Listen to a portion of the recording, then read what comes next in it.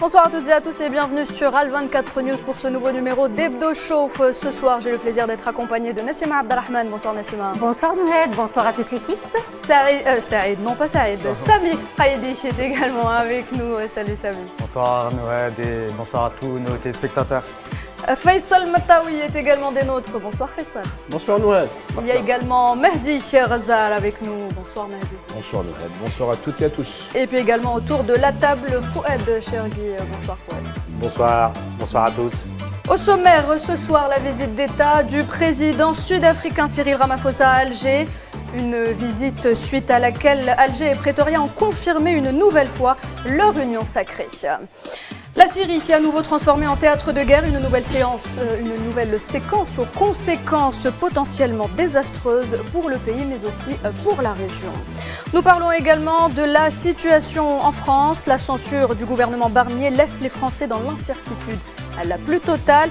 Et puis en dernière partie, nous évoquerons cette nouvelle victoire pour la diplomatie algérienne cette semaine.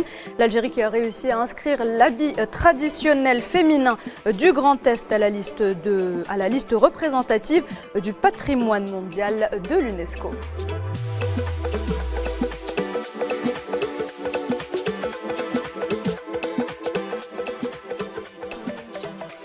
Et pour notre premier sujet, mesdames et messieurs, donc la visite d'État à Alger du président sud-africain Cyril Ramaphosa, à qui un accueil officiel a été donc réservé par le président de la République, M. Abdelmadjid Tebboune. Cette visite a été marquée par des discussions stratégiques sur les relations politiques, économiques, mais aussi diplomatiques entre les deux puissances africaines. Le président Tebboune était notamment revenu sur la relation historique qui lie donc Alger et Pretoria. Regardez. هذه الزيارة تعتبر وتعبر عن خصوصية العلاقات التاريخية القائمة على التعاون الوثيق والتضامن الدائم وتؤكد الطابع الاستراتيجي لعلاقاتنا ولقد سمحت بتقييم شامل لما وصلنا إليه في التباحثات حول السبل الناجعة لترقيتها لتكون في مستوى الإرادة السياسية المشتركة. لقد ترأسنا اليوم معا الدورة السابعة للجنة العليا الثنائية للتعاون الجزائري جنوب افريقي وبالموازاة مع إشرافنا على أشغال هذه الآلية الدورية انعقد منتدى الأعمال ليكون فضاء للتواصل بين المتعاملين الاقتصاديين كما تم التوقيع على إعلان الشراكة الاستراتيجية وعلى 5 اتفاقيات. De son côté, Cyril Ramaphosa a salué l'esprit de solidarité qui a toujours guidé l'Algérie, notamment dans sa lutte pour la libération des peuples opprimés, y compris celle de l'Afrique du Sud contre l'apartheid. L'Afrique du Sud n'oubliera jamais la manière avec laquelle le père fondateur, Nelson Mandela, a été reçu ici en Algérie et donc il a pu bénéficier d'une formation, d'une assistance pour faire avancer notre lutte. Donc le peuple algérien a contribué immensément pour notre liberté et on les remercie du fond de notre cœur. Donc, durant notre discussion avec eux, nous sommes convaincus que cette commission binationale va continuer à renforcer et à approfondir la collaboration, le commerce, l'investissement et les échanges entre les personnes, entre les Algériens et les Sud-Africains. Nous sommes très ravis d'être ici parmi vous et nous espérons que nous souhaitons renforcer les relations entre nos deux pays respectifs. Merci, Monsieur le Président, pour nous avoir bien reçus. Mahdi, c'est l'axe Alger-Pretoria qui se renforce avec cette visite. Écoutez, cette visite ne fait que conforter encore une fois les liens indéfectibles entre Pretoria et Alger, les liens qui datent de plusieurs dizaines d'années. Alger a toujours été du côté de l'Afrique du Sud, a toujours été contre l'apartheid quand l'Afrique du Sud était sous régime justement de l'apartheid. Des convergences de points de vue sur les sujets essentiels, comme la Palestine et le Sahara occidental, des convergences de points de vue également entre les deux présidents, une amitié aussi entre les deux présidents, il s'est forgé une amitié entre les deux présidents, des liens indéfectibles sur un point de vue historique, des liens indéfectibles sur un point de vue économique, des liens indéfectibles sur un plan de vue géostratégique et également sur un plan de vue politique, tout simplement. Ce sont deux hommes d'État. On parle du pays de l'Afrique du Sud qui est justement le plus au sud du continent africain, et de l'Algérie qui est le plus au nord du continent africain. Donc deux pays grands par la taille et grands par le pouvoir politique sur ce beau continent qu'est l'Afrique. Donc une visite d'État couronnée de succès. Moi j'ai retenu deux belles images. J'ai retenu la première image, c'est quand le président sud-africain a parlé devant les deux parlements, les deux chambres du Parlement, a fait son discours devant les deux chambres de Parlement habillé avec un burnous traditionnel. Donc c'est une image forte, c'est une image symbole, c'est une image importante. Et la deuxième, c'est la remise de la médaille de l'ordre du mérite national Atir par le président de la République, c'est Abdelmajid Tebboune, à son homologue sud-africain. Donc voilà, l'Afrique du Sud a toujours été un pays ami, elle continuera à le rester. C'est de bon augure pour la grande Afrique qui est si chère au président de la République, Abdelmajid Tebboune. Il veut avoir et consolider ses relations avec les pays africains tout d'abord.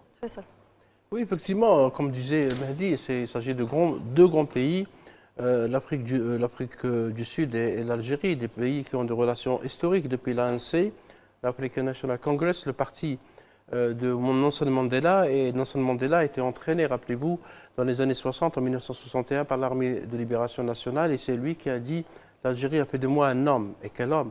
C'est l'un des prisonniers les plus anciens de l'histoire. Il est resté 27 ans.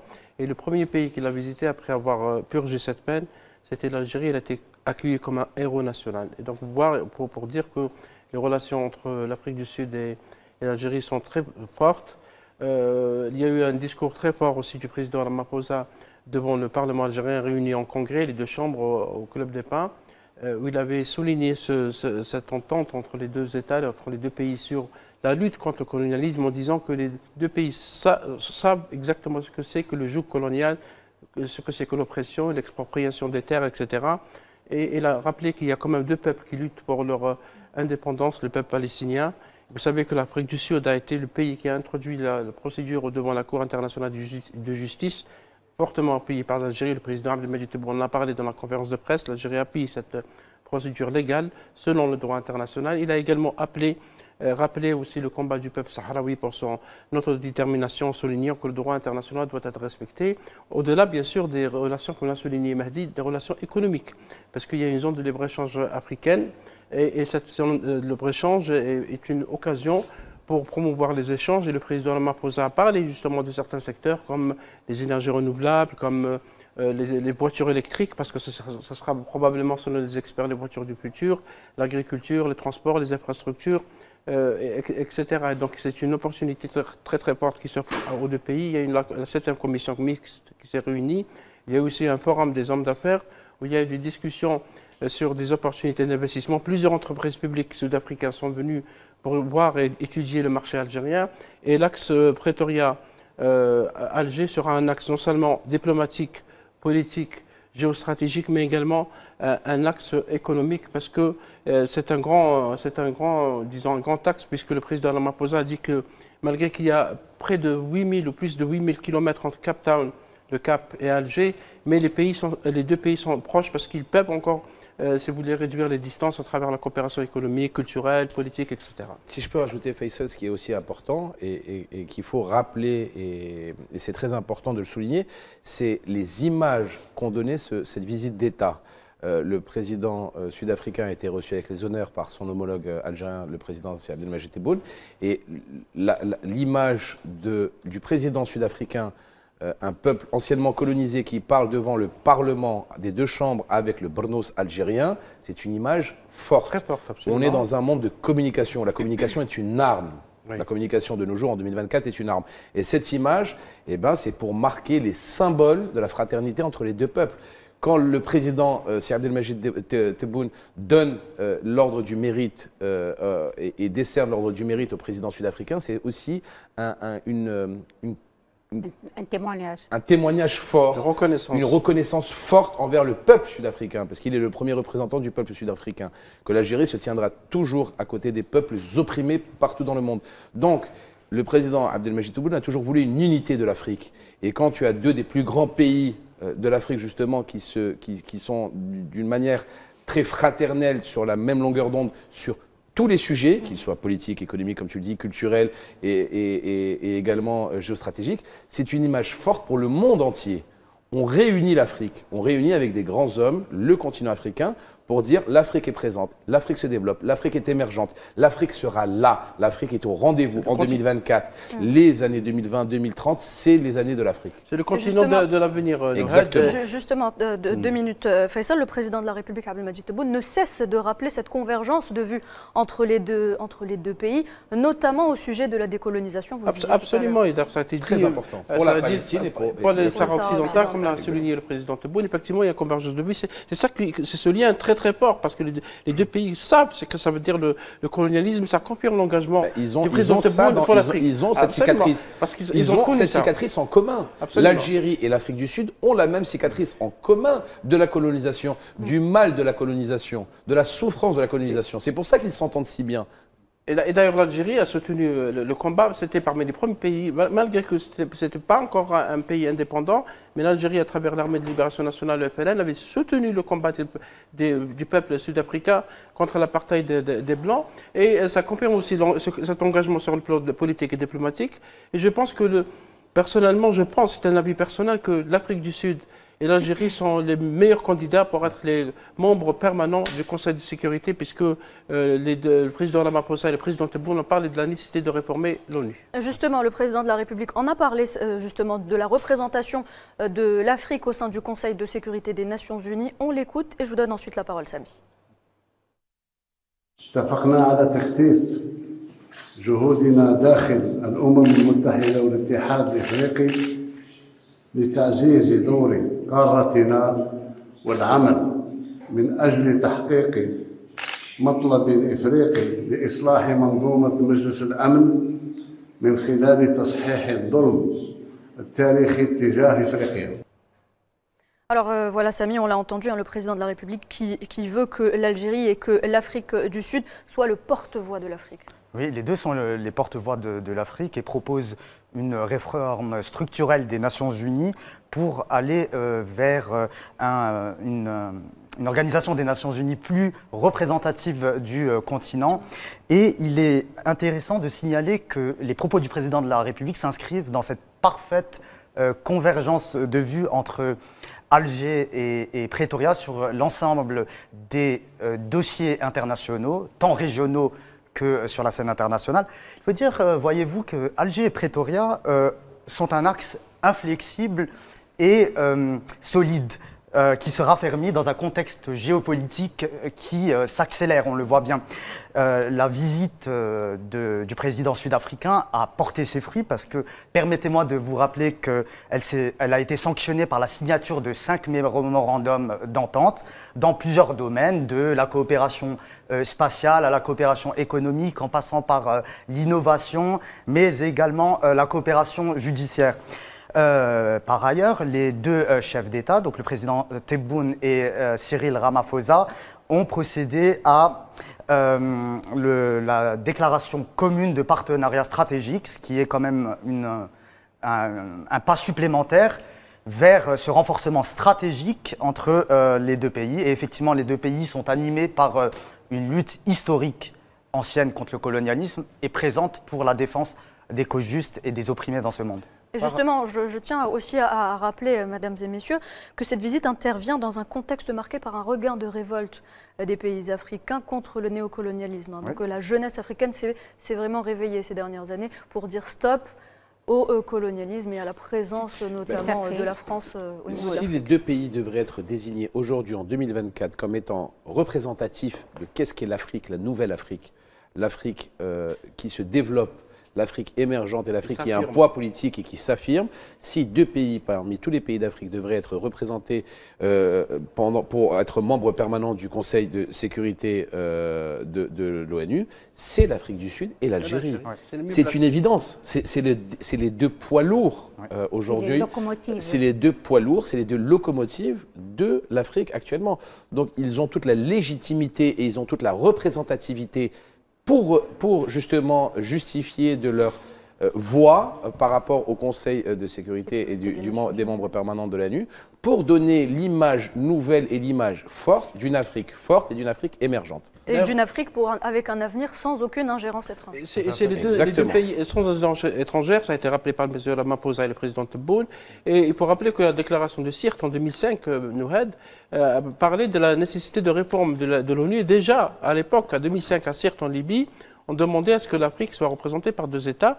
Il se trouve, comme l'a souligné Mehdi, que l'Algérie et l'Afrique du Sud étaient les pays qui ont le plus défendu cette option. Ça veut dire qu'il y a de ça quand même quelques années, effectivement, cette affirmation par rapport à l'étranger, parce que de toute façon, l'Algérie a toujours plaidé pour les solutions politiques interafricaines. Elle a toujours refusé les solutions extra-africaines, comme c'est plus le cas pour la Libye, comme c'est plus le cas pour les régions Sahel, etc. Et je pense que ce rapprochement, cette densification des relations entre Pretoria et Alger sera salutaire pour tout le continent africain. Très bien. Alors il y a également cette autre activité diplomatique. Le président de la République, Abdelmadjid Tebboune, qui a reçu cette semaine également Robert Floyd, secrétaire exécutif de l'Organisation du traité d'interdiction complète des essais nucléaires. Nassima, qu'est-ce que vous pouvez nous en dire ? Oui, il faut dire que cette visite s'inscrit dans l'engagement de l'Algérie à être une armée de défense d'abord, ce qui a été démontré lors du 70e anniversaire de la commémoration de la guerre d'Algérie. Aujourd'hui, l'Algérie réitère encore son engagement à défendre la paix là où il y a les guerres, à défendre la paisibilité et que l'humain, il est au-dessus de toutes ces tueries. L'Algérie est pro-exportatrice de la paix, il faut le redire encore, le crier haut et fort. Et cette visite, justement, de l'envoyé de Robert Floyd est une occasion de rappeler que l'Algérie a déjà souffert de ces armes non conventionnelles dont nous gardons encore des cicatrices et des témoignages à ce jour. Et là, je crois que personne ne pourra accuser l'Algérie de développer des armes non conventionnelles ou d'ingérence ou prétendre à vouloir des guerres, parce qu'elle-même, c'est là aujourd'hui, je crois, le plus grand témoignage, c'est en tant que membre non permanent à la sécurité aux Nations Unies, au Conseil de sécurité, pardon, donc qui s'engage encore à rappeler qu'il y ait la paix, que ce soit en Palestine, Sahara occidental, le Liban. Là où il y a la guerre, l'Algérie veut la paix. Sami, en tant que pays membre des non-alignés, l'Algérie est engagée, on le sait, dans l'éradication du danger des armes non conventionnelles. Tout à fait, parce que la non-prolifération est un principe au cœur de la création du mouvement des non-alignés, et notre pays est au cœur aussi de ce mouvement, car il faut empêcher par tous les moyens des guerres de se développer via ces armes de destruction massive qui, on le voit bien aujourd'hui, dans différents théâtres internationaux, risquent d'embraser l'ensemble du monde. On voit bien le conflit actuel en Ukraine, mais aussi dans la péninsule coréenne. J'ai envie de revenir aussi à la visite de M. Floyd à Alger, où il a exprimé sa pleine satisfaction de l'engagement précieux de notre pays contre la non-prolifération, contre la non-prolifération des armes nucléaires. Et effectivement, l'Algérie a contre toujours... la prolifération des voilà. armes nucléaires. Et l'Algérie a toujours... Pour la non-prolifération. Ouais, pardon, pour la non-prolifération. Et c'est vrai que notre pays a toujours appelé à la ratification la plus universelle du traité de non-prolifération. En juillet dernier, au niveau des Nations Unies à Genève, l'Algérie a réaffirmé la nécessité de cette ratification et de contribuer dans son espace géographique à la création d'une zone exempte d'armes nucléaires. Et effectivement, l'Algérie a plus que beaucoup d'autres pays, a souffert de ces armes-là, car durant la Glorieuse Révolution, le colonialisme français a fait plusieurs essais nucléaires sur notre territoire, plus de 17, dont 13 en zone souterraine et 4 en zone atmosphérique. Voilà. Faisal Mataoui, l'Algérie qui demande encore aujourd'hui réparation suite à ces essais nucléaires. Absolument, 17, comme l'a souligné Samy, 17 explosions, on peut les appeler explosions, parce que les Français aiment bien parler de tests atomiques. C'était entre 1961 et 1967, dans le sud algérien, notamment dans la région de Henneker. Il y avait les gerboises vertes, les gerboises bleues, blanches, et l'une des bombes, ou les 3 bombes accumulées, sont beaucoup plus puissantes que les bombes qui ont été jetées sur Hiroshima par l'armée américaine. Et à ce jour, la France, la puissance coloniale qui a utilisé donc, le territoire algérien pour s'affirmer comme une puissance atomique, n'a pas du tout réparé. Elle n'a même pas nettoyé les zones où les explosions ont eu lieu. L'Algérie a toujours demandé à ce qu'il y ait nettoyage, délimitation des zones et également réparation des victimes. L'Algérie, avec ses demandes depuis l'indépendance, les demandes algériennes ont été votées en touche, n'ont pas été prises en compte. Et le président Tebboune, en recevant M. Floyd, a déclaré l'engagement de l'Algérie pour un monde sans bombes atomiques et sans essais. Ça veut dire que l'engagement de l'Algérie, comme l'a souligné Samy, est là. L'Algérie a signé tous les traités, notamment le TMP, traité de non-prolifération. Mais Nassima l'a bien dit, lors du défilé du 1er novembre, il y a un mois et demi, le défilé du 1er novembre a fait réagir énormément de monde, partout dans le monde. Mais le président de la République a fait un discours qui était très honnête. Il a dit « L'armée nationale populaire algérienne est une armée de défense. Nous avons le premier pays en termes de géographie africaine et le 10e dans le monde. Donc nous avons besoin de biens militaires importants. Absolument. Par contre, celui qui vient nous chercher, il ne faudra pas pleurer après. Il trouvera. Il ne faudra pas pleurer après. C'est tout ce que j'ai à dire. L'Algérie a toujours été Il y a aussi, exportatrice de paix. Exactement. Samy, il y a aussi cette autre activité. Le président de la République, Abdelmadjid Tebboune, a présidé également ce lundi une réunion sur le foncier industriel, une réunion qui s'est tenue en présence du président du Conseil du renouveau économique algérien, Kamel Moula. Fouad, objectif de cette réunion, renforcer le portefeuille foncier. Les objectifs sont assez clairs, ils sont ambitieux, ils sont intéressants, puisqu'ils prévoient, avant 2030, un chiffre d'affaires à l'exportation de 30 milliards de dollars hors hydrocarbures, avec la création de près de 20 000 entreprises pour l'exportation algérienne. Alors, on sait déjà que le CREA, à travers Kamel Moula, ont signé un certain nombre d'accords à l'international, avec le MEDEF, en Russie, en France, en Russie, dans plusieurs pays. Et les entreprises, je dirais, algériennes se portent bien à l'international en espérant que ça perdure. Voilà. Fouad, cette réunion, elle intervient une semaine à peine après celle qui était concentrée, qui s'était concentrée sur le fait de booster les exportations. Absolument, ça veut dire qu'il y a une logique dans l'action du président Tebboune, parce que lui-même a dit que son deuxième mandat présidentiel sera un mandat économique. Il a beaucoup insisté, comme l'a souligné Fouad, pour qu'il y ait création d'entreprises, notamment des start-up et dans l'industrie. Il a remarqué que le secteur agricole contribue beaucoup plus au PIB, produit intérieur brut, que l'industrie algérienne qui a beaucoup souffert. Et donc il y a une volonté du chef de l'État avec le gouvernement, en réunissant les responsables, les principaux responsables du secteur, comme le ministre de l'Industrie et des Finances, et également le patronat, pour qu'il y ait une stratégie nationale de l'industrie. On a tenté par le futur depuis la fin des années 90 pour qu'on ait une industrie, une stratégie nationale de l'industrie qui n'a malheureusement pas vraiment fonctionné, puisque l'industrie nationale contribue à 3-4% au PIB, ce qui est très peu. L'Algérie a des potentialités beaucoup plus grandes que ça, et il y a une volonté effectivement de repartir vers l'industrie alimentaire, agroalimentaire. Il y a eu une réunion sur l'exportation, l'industrie, des discussions sur le foncier. Donc il y a une cohérence dans cette stratégie nationale pour relancer l'industrie. Oui, effectivement, pardon, Samy, pour juste rester dans le même sens qui vient d'évoquer Faisal.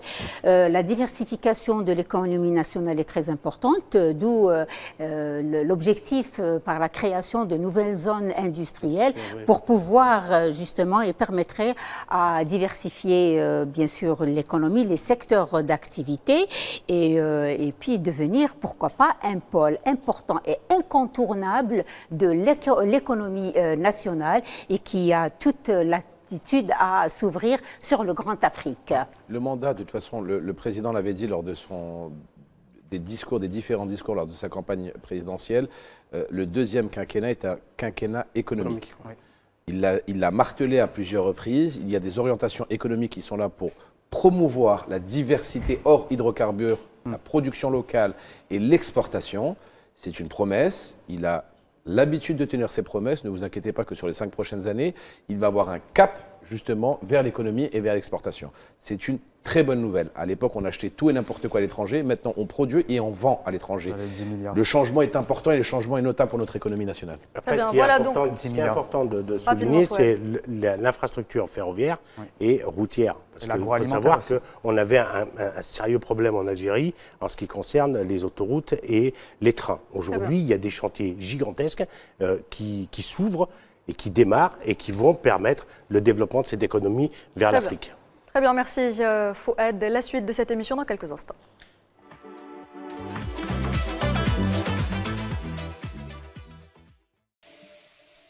Vous regardez Hebdo Show, bienvenue à vous. Si vous venez de nous rejoindre, on passe tout de suite à notre première partie de débat. Elle concerne donc la situation en Syrie.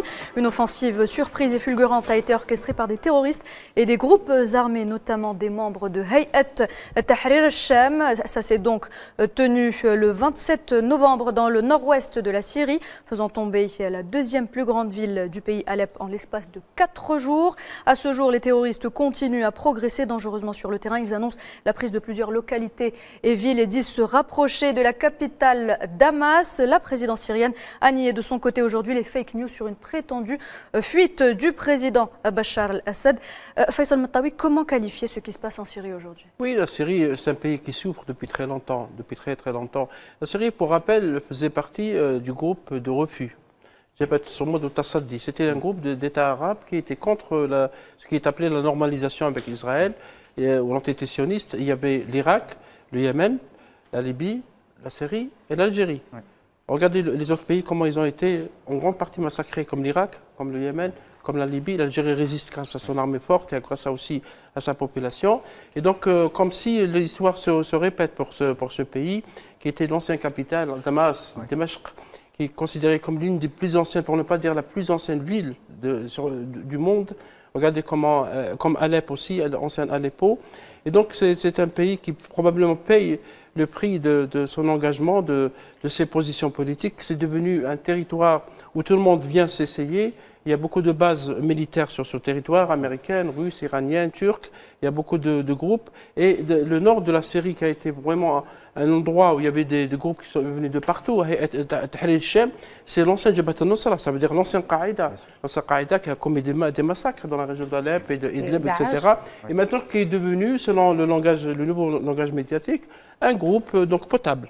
D'ailleurs, Joulani, qui est le patron de ce groupe, a eu une longue interview à CNN, la chaîne américaine, pour vous dire que parfois il y a des calculs, on devient terroriste quand ça arrange certaines affaires, et on devient combattant, puis on devient rebelle, puis après on devient des opposants. Donc vous voyez, la Syrie est devenue un territoire, comme c'était le cas hier pour l'Irak, comme c'était le cas aussi pour le Liban, et c'est toujours le cas pour le Liban. La Syrie est dans cette situation, et là il y a beaucoup, effectivement, vous l'avez noté, beaucoup de fake news, beaucoup d'images. On est en train d'être bombardé depuis quelques jours par des images comme quoi l'opposition, ce qui est appelé l'opposition, a occupé Alep, Hamet, Damasque, etc.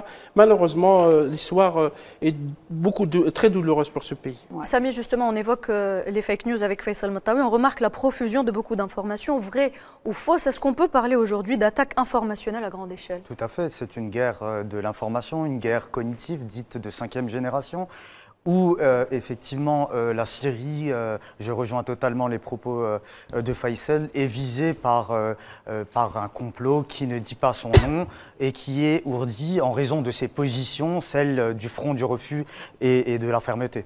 Et effectivement, si moi j'ai un jeune journaliste syrien, Mustafa Haïder, qui parle aussi de complot et qui dit que la déstabilisation de la Syrie vise à déstabiliser l'ensemble de la sous-région et de la région et arrange bien les affaires, si je puis dire, de l'entité sioniste. Très bien. Alors pour parler encore du sujet, se joint à nous Gamal Abina, analyste géopolitique depuis Paris. Bonsoir Gamal Abina. Bonsoir. Merci d'être avec nous ce soir. Alors Gamal, le grand ami de Mahdi Rezar. Alors Gamal, dans un communiqué, l'armée arabe syrienne affirme, je cite, que ces attaques ont été effectuées donc par le HTS en collaboration avec des forces étrangères, des attaques qui s'inscrivent dans le cadre d'un plan préparé depuis plusieurs mois déjà. Quel est votre commentaire sur cette déclaration ? Absolument. Il n'y a pas de hasard dans les calendriers. Au lendemain de ce cessez-le-feu, qui d'ailleurs est largement violé par les sionistes, au lendemain du cessez-le-feu pour prendre une pause de 60 jours, c'est ce qui est prévu, eh bien, comme par hasard, on active cette fois-ci les mouvements dits djihadistes, qui sont en vérité les émanations qui viennent de l'Arabie et de tout un tas de pays alentours qui veulent déstabiliser la Syrie. Ça a été dit à l'instant, la Syrie fait partie des pays du front du refus. Le front du refus, il est né après la trahison de Sadat, quand il a signé les accords de paix séparés avec les sionistes et qu'il a lâché la cause arabe palestinienne. Donc c'est vrai que ce front s'est positionné de façon très frontale. À l'époque, tous les pays arabes étaient d'accord. Aujourd'hui, on sent bien que toutes les républiques arabes, plus ou moins, qui ont été détruites, ont maintenu leur cap sur le front du refus. On voit bien que les seuls pays qui résistent aux sionistes, c'est qui? Le Yémen, une république, l'Irak, une république, le Liban, une république, la Syrie, une république, l'Algérie qui porte les valeurs de la Palestine à l'ONU. Mais par contre, tous les pays qui sont des monarchies ou des sultanats, se sont tous littéralement vendus à la cause sioniste. Donc, ce qu'on appelle la normalisation, donc la capitulation dans les sionistes, a été organisée et on voudrait faire tomber Assad, comme on a fait tomber malheureusement Kadhafi, qui était une république aussi, il faut le rappeler, et comme on a détruit la Somalie aussi, qui était une république. Tout ça, c'est effectivement une organisation planifiée pour casser les quelques fronts de résistance. Et là, aujourd'hui, on voit bien que tous ces agrégats de groupes terroristes à l'origine, il faut le rappeler aussi, parce que Jabhat al-Nusra, Al-Qaïda, Daesh, tous ces groupes-là étaient présents dans la poche d'Idlib, qui est proche d'ailleurs de la Turquie. Et bien, tous ces groupes-là ont été largement, au cours de cette cessation d'hostilité qui ont suivi des accords signés d'ailleurs en Russie, eh bien, ils ont été largement alimentés en armes, mais surtout, et c'est le plus important, en documents d'information. C'est-à-dire qu'ils ont eu droit à des informations sur les positions des Syriens et de l'armée arabe syrienne. Ils ont eu droit, évidemment, à tout un tas d'informations pour faire en sorte de frapper fort, vite, comme une guerre éclair. On parle beaucoup de guerre éclair comme Hitler d'ailleurs. Et tout ça pour dire qu'aujourd'hui, on a une Syrie qui est mise en danger par ces groupes pour faire en sorte de casser ce qu'on appelle l'axe de la résistance. Non pas que Assad n'est pas en train de faire la guerre aux sionistes, il n'en a plus les moyens, mais il continue à alimenter en armement venu d'Iran la résistance libanaise, et les sionistes ont besoin de casser l'alimentation pour pouvoir en finir avec le Hezbollah. Donc c'est réellement réfléchi, c'est bien un complot qui est ourdi contre la Syrie. Ça fait très longtemps qu'on veut détruire la Syrie, qu'on voulait la partitionner en 4 États confessionnels. Ça, c'était du temps de la France quand elle avait son protectorat. Aujourd'hui, il y a le pays du Cham, comme on l'appelle, le pays qui a déjà été divisé du Liban. Et bien on essaie d'en faire une sorte de micro-État complètement insipide, avec des groupes terroristes permanents qui vont déstabiliser, et avec effectivement tous les aspects confessionnels qui vont être réactivés. Il y a 2 aspects. Il y a un aspect qui intéresse l'Occident et l'autre aspect qui intéresse la Turquie pour des raisons qu'on a bien comprises, à savoir lutter contre ce qu'on appelle, donc les Kurdes de Syrie, avec le groupe le YPG ou le YPG, qui soutient aussi quelque part indirectement un groupe séparatiste turc qui sont les travailleurs le PKK, les travailleurs du Kurdistan.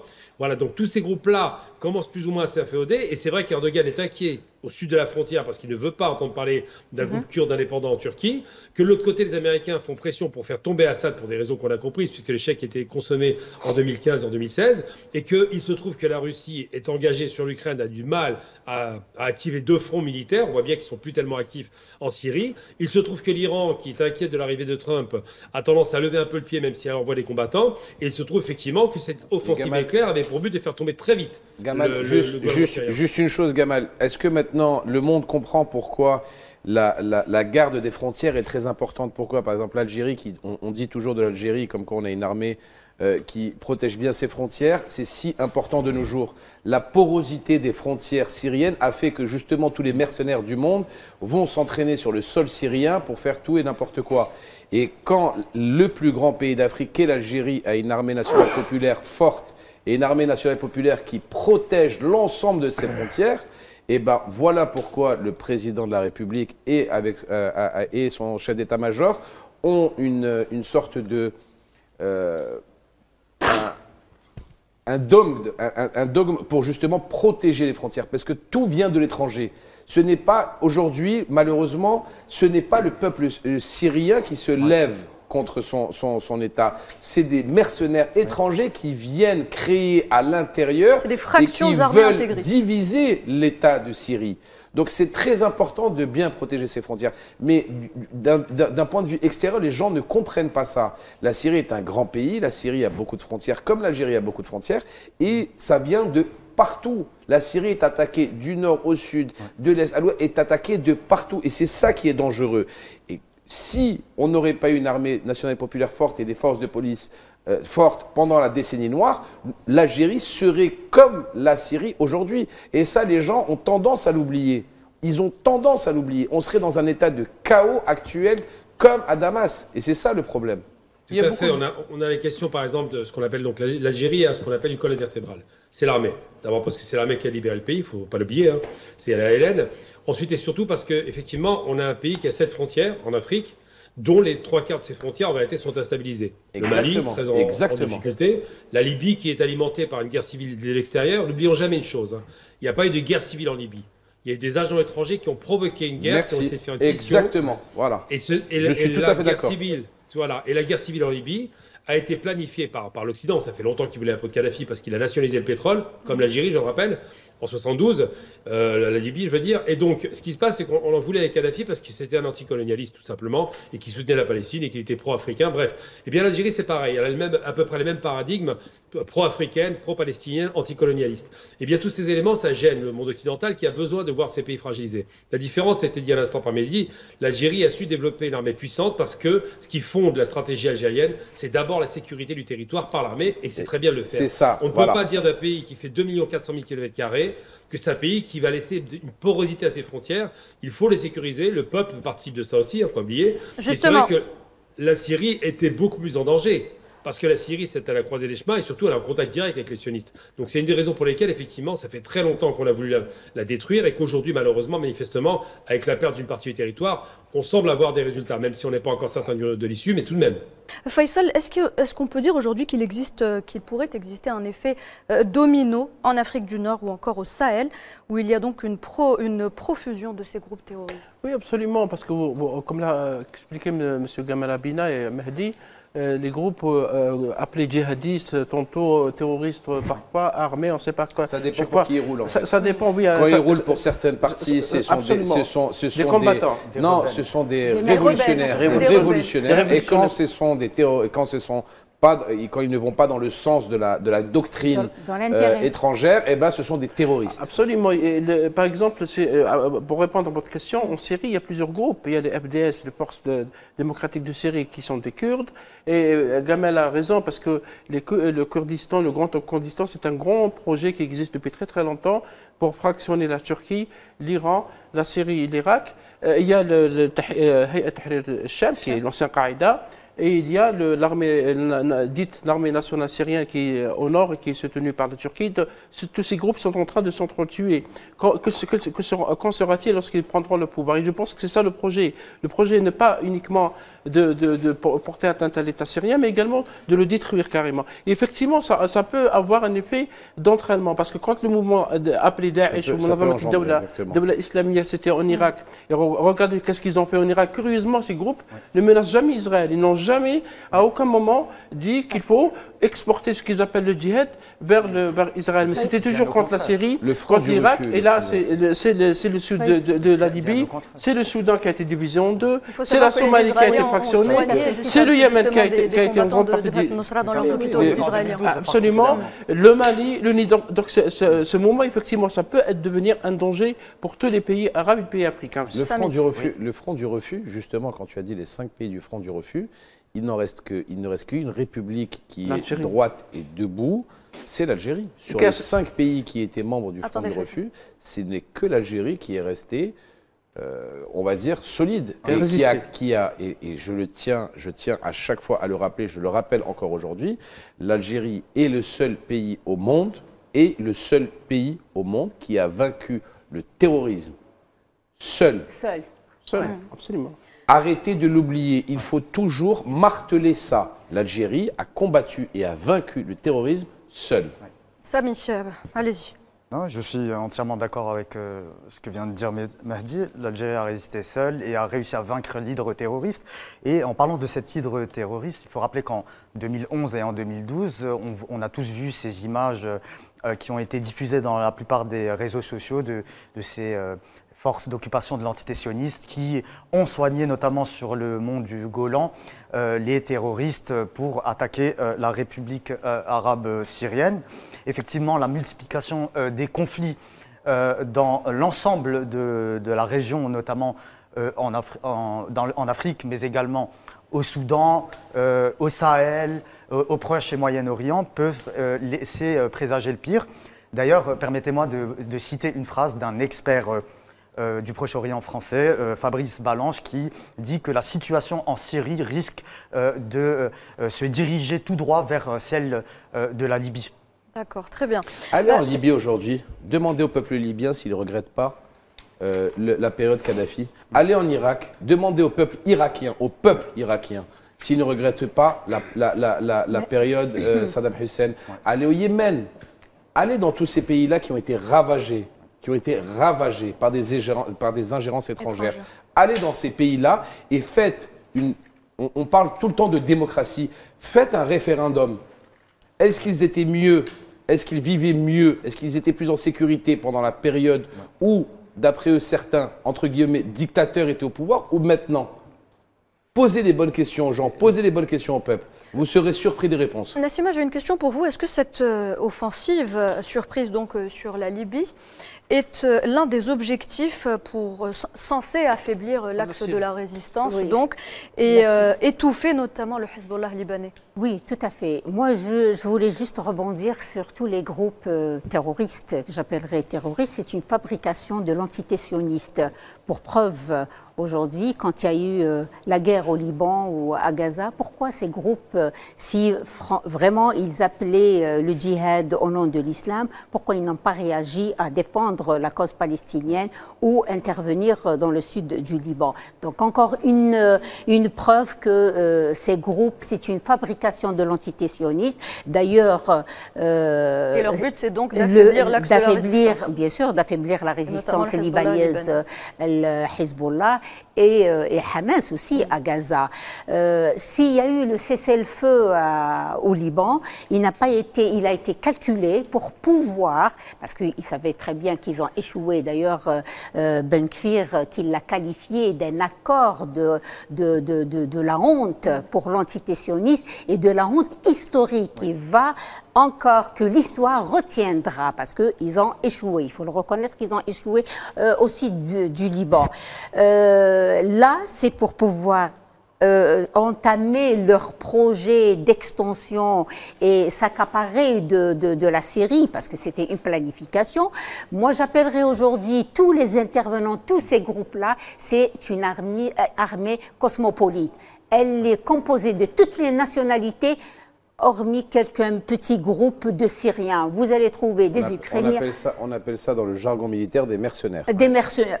Pour vous dire qu'ils portent toutes les nationalités. Effectivement, dans l'objectif principal, c'est d'affaiblir d'abord Hezbollah. Hezbollah qui est un allié de l'Iran. Et à ce moment-là, c'est un peu affaiblir par voie de conséquence l'Iran. D'ailleurs, on a appris le retrait de tous les représentants iraniens de Damas. Et là, il y a aujourd'hui, on a appris que la domination de toutes les grandes villes, notamment Hama, Idlib, et Homs. Mais Nassima, l'Iran a démenti son retrait. Oui, il a démenti parce qu'il y a beaucoup de fake news par rapport à l'Iran. Curieusement, c'est la guerre de la communication. Les médias occidentaux ne parlent que de l'Iran et de la Russie. Alors qu'il y a une base américaine en Syrie, au nord et au sud. Oui. Au sud, non loin des frontières avec l'Irak pour la Jordanie, pour contrôler la région, et également au nord où le pétrole du peuple syrien est en train d'être acheminé vers les États-Unis. C'est un bol de richesse. Et en plus, il faut rappeler aussi que l'entité sioniste a préparé cette offensive il y a quelques semaines par des bombardements récurrents sur la Syrie. Rappelez-vous, ils ont bombardé Damas, ils ont bombardé... Ça fait des années qu'ils bombardent la Syrie. Ils ont préparé le terrain, comme disait M. Plusieurs Gamal points Abdina. stratégiques syriens ont souvent été bombardés. Les infrastructures, les routes, etc., les dépôts d'armes, etc. Donc cette opération a été préparée d'abord pour affaiblir le Hezbollah, donc qui est un mouvement de résistance, pour faire oublier Gaza. Parce qu'on oublie que l'entité sioniste est en train de continuer de bombarder Gaza et de tuer la population civile. Et également de couper l'autoroute aussi de la résistance. Absolument, et pour complexer aussi l'Iran, parce qu'à chaque fois l'Iran. Et donc cette opération, effectivement, a été mûrement réfléchie. Parce que comment on peut expliquer que ces groupes terroristes armés, etc., ont des armes, ils ont des chars, ils ont des munitions, ils ont même des drones. D'où ils ont ramené ces drones? Qui leur a donné un projet qui est le Grand Israël. Oui. Et, le plan ce projet-là, il est planifié, et ce projet, il est visible aujourd'hui. Gaza, depuis tout le temps, et ensuite on a le Liban, on a la Syrie, on a eu l'Irak, et donc le projet des colons, coloniser le Moyen-Orient et créer le Grand Israël, est en marche, et aujourd'hui il est visible. Et on en parle justement, Nassima, avec vous, la situation au Liban. La situation au Liban, après bien sûr le cessez-le-feu, les accords de cessez-le-feu, mais n'empêche que l'entité sioniste continue encore à le violer, sauf que Hezbollah, vous savez qu'il y a eu le retour des déplacés libanais qui sont rentrés chez eux, ce qui n'a pas plu bien sûr à la population israélienne, hein, parce qu'ils vous disent pourquoi les Libanais sont retournés, ils sont déterminés à retourner chez eux, pas nous. Ils souffrent encore de l'insécurité parce qu'ils imaginent encore Hezbollah, à tout moment, il peut répondre à toutes ces violations. Donc, la situation, là maintenant, le gouvernement libanais, il s'est réuni d'ailleurs aujourd'hui avec son staff gouvernemental pour décider de la reconstruction du Liban, même si aujourd'hui, il n'y a pas eu un cessez-le-feu définitif, en attendant les 60 jours, bien sûr. Et vous avez justement, Nassima, contacté Mustafa Al-Barouti, militant politique palestinien. Tout à fait, qui va répondre un peu à l'extension de ce qui se passe en Cisjordanie.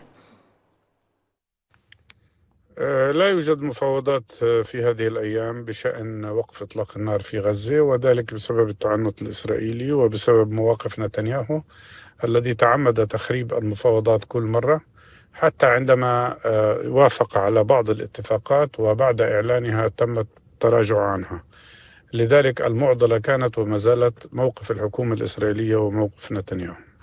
الاستيطان الإسرائيلي الاستعماري في الضفة الغربية لم يتوقف للحظة واحدة منذ احتلال الضفة الغربية وقطاع غزة والقدس عام 67، وعدد المستوطنين الآن تجاوز 750 ألفاً، ومسلحين ب400 ألف قطعة سلاح، أصبحوا يشكلوا عصابات إرهابية تذكرنا بعصابات الهاجنا وشتيرن التي استخدمت لتهجير الفلسطينيين عام 48. الوضع في غاية الخطورة. ضم الضفة الغربية يعني نهاية كل ما تم الحديث عنه على مدار 40 عاما عن حل الدولتين والسلام وإلى آخره. هذا يعني أنه مطلوب قرارات مختلفة، بما في ذلك قطع كل العلاقات مع إسرائيل، بما في ذلك فرض العقوبات على إسرائيل، بما في ذلك تجنيد حملة دولية لعزل إسرائيل وفرض العقوبات عليها. Effectivement, là, on vient d'écouter Dr Mustafa Al-Barouti, qui est politique palestinien. Il a parlé de l'extension et de la volonté des colons de prendre pratiquement toute la Cisjordanie et de déplacer les Palestiniens. Et on continue encore à violer tous les droits de l'humanité. La situation à Gaza, elle est presque désespérante, malgré les efforts de tous les pays et toutes les volontés des populations à travers le monde pour dénoncer le massacre, le génocide exercé sur la Palestine. Évidemment, ces déplacés palestiniens... où l'entité sioniste continue de massacrer les Palestiniens. L'Organisation des Nations Unies, aujourd'hui, veut publier un rapport qui est censuré, ou des pays occidentaux l'empêchent de publier ce rapport. C'est très très important. Vous avez 5 ONG internationales, de gouvernement, et 3 ONG israéliennes qui ont travaillé sur ce rapport. Je voudrais vous citer ce qu'il y a dans ce rapport et qui est qu'on empêche en fait d'être publié. Vous avez 112 cas de viol de femmes et de mineurs. 112 cas de viol, femmes et mineurs. Vous avez donc des tortures, on parle de tortures plus brutales que Guantanamo, ce qui n'est pas rien. 87 exécutions d'une balle dans la tête. Voilà, je vous laisse imaginer. Utilisation de bombes à l'uranium appauvri. Interdit. Qui sont totalement interdites. Oui. 90% des femmes et enfants souffrent de traumatismes sévères. 5000 cas de traumatisme psychologique extrême. Quand on parle des droits des femmes dans les pays occidentaux, on parle de ces démocraties. Et je vais terminer. Alors, on a aussi des éléments dans ce dossier-là qui démontrent qu'on a voulu inciter, avec de l'argent, de manière financière, l'Afrique du Sud à renoncer à la plainte à la CPI, la Cour pénale internationale. On a, et je vais terminer là-dessus, 200 journalistes à ce jour qui ont été tués. Ouais. La situation est plus que catastrophique. Et quand on pense que des pays occidentaux veulent empêcher la publication de ce rapport, c'est tout simplement un scandale. Il y a aussi le rapport d'Amnesty International. Oui. Nouhed, je voulais justement, tu as bien fait d'en parler, Fouad. Là, parmi les armes utilisées à Betlehem, c'est du côté nord de Jabalia, c'est des armes non conventionnelles où il y a eu, on a constaté l'évaporation des corps. L'évaporation des corps, c'est-à-dire, et là, l'Occident, bien sûr, n'a rien vu, et aucun média ne l'a évoqué. Le pire, c'est qu'il y a aussi il y a 2 semaines, il y a un rapport de l'Euromed Monitor, qui est en fait l'Observatoire euro-méditerranéen, des droits de l'homme, qui stipule que dans le nord de la bande de Gaza, une des pires campagnes de génocide des temps modernes a été provoquée par cette entité criminel. Il y a également le rapport d'Amnesty International, oui, parler des rapports qui ont été ignorés, oui, même le rapport d'Amnesty International, qui est quand même une organisation respectable. L'Amnesty fait des rapports sur les pays africains, c'est étalé partout. On trouve le rapport dans tous les journaux, parce que Amnesty a fait une enquête très sérieuse en territoire palestinien. Elle a documenté des cas de viol, d'exécutions sommaires, de crimes contre l'humanité, de bombardements d'hôpitaux, d'ambulances, d'assassinats de journalistes, etc. C'est un rapport de 300 pages, très bien fait. J'ai lu une grande partie de ce rapport, malheureusement qui a été ignoré. Et là, c'est encore une fois une autre preuve pour la Cour internationale de justice qui poursuit Israël pour les génocides et pour la Cour internationale pour la CPI contre Netanyahou, son ministre des Occidentaux. Il y a une autre preuve également, Fouad, c'est le fait que des pays qui se disent de grandes démocraties ne veuillent pas arrêter Benyamin Netanyahou s'il va sur leur territoire alors qu'il y a des mandats d'arrêt contre lui et contre Yoav Gallant. Tout à fait. La démocratie, vous savez, c'est dans le langage. C'est pour les pays occidentaux. Parce qu'en Afrique, on préfère des dictatures. C'est beaucoup plus économiquement rentable pour les pays occidentaux. On préfère la dictature. Tout à l'heure, on parlait de tous les pays du Moyen-Orient, de républiques qui sont renversées. Donc, encore une fois, voilà, la démocratie, c'est pour faire bien dans les pays occidentaux. Non, pour l'Occident, la démocratie, c'est faites ce que je dis et pas ce que je fais. Voilà. C'est la démocratie que voulait rapporter en Irak. Rappelez-vous Bush quand il a attaqué l'Irak. Et c'est un autre crime de guerre parce qu'il a tué plus de 200 000 Irakiens. Au-delà des destructions de ce pays, il avait dit on va ramener la démocratie au peuple irakien. Le peuple irakien a vu ce que c'est que la démocratie américaine, rapportée par les chars. Alors on va parler d'une autre démocratie juste après la pub et de la situation donc, qui prévaut en France en ce moment. C'est dans quelques instants.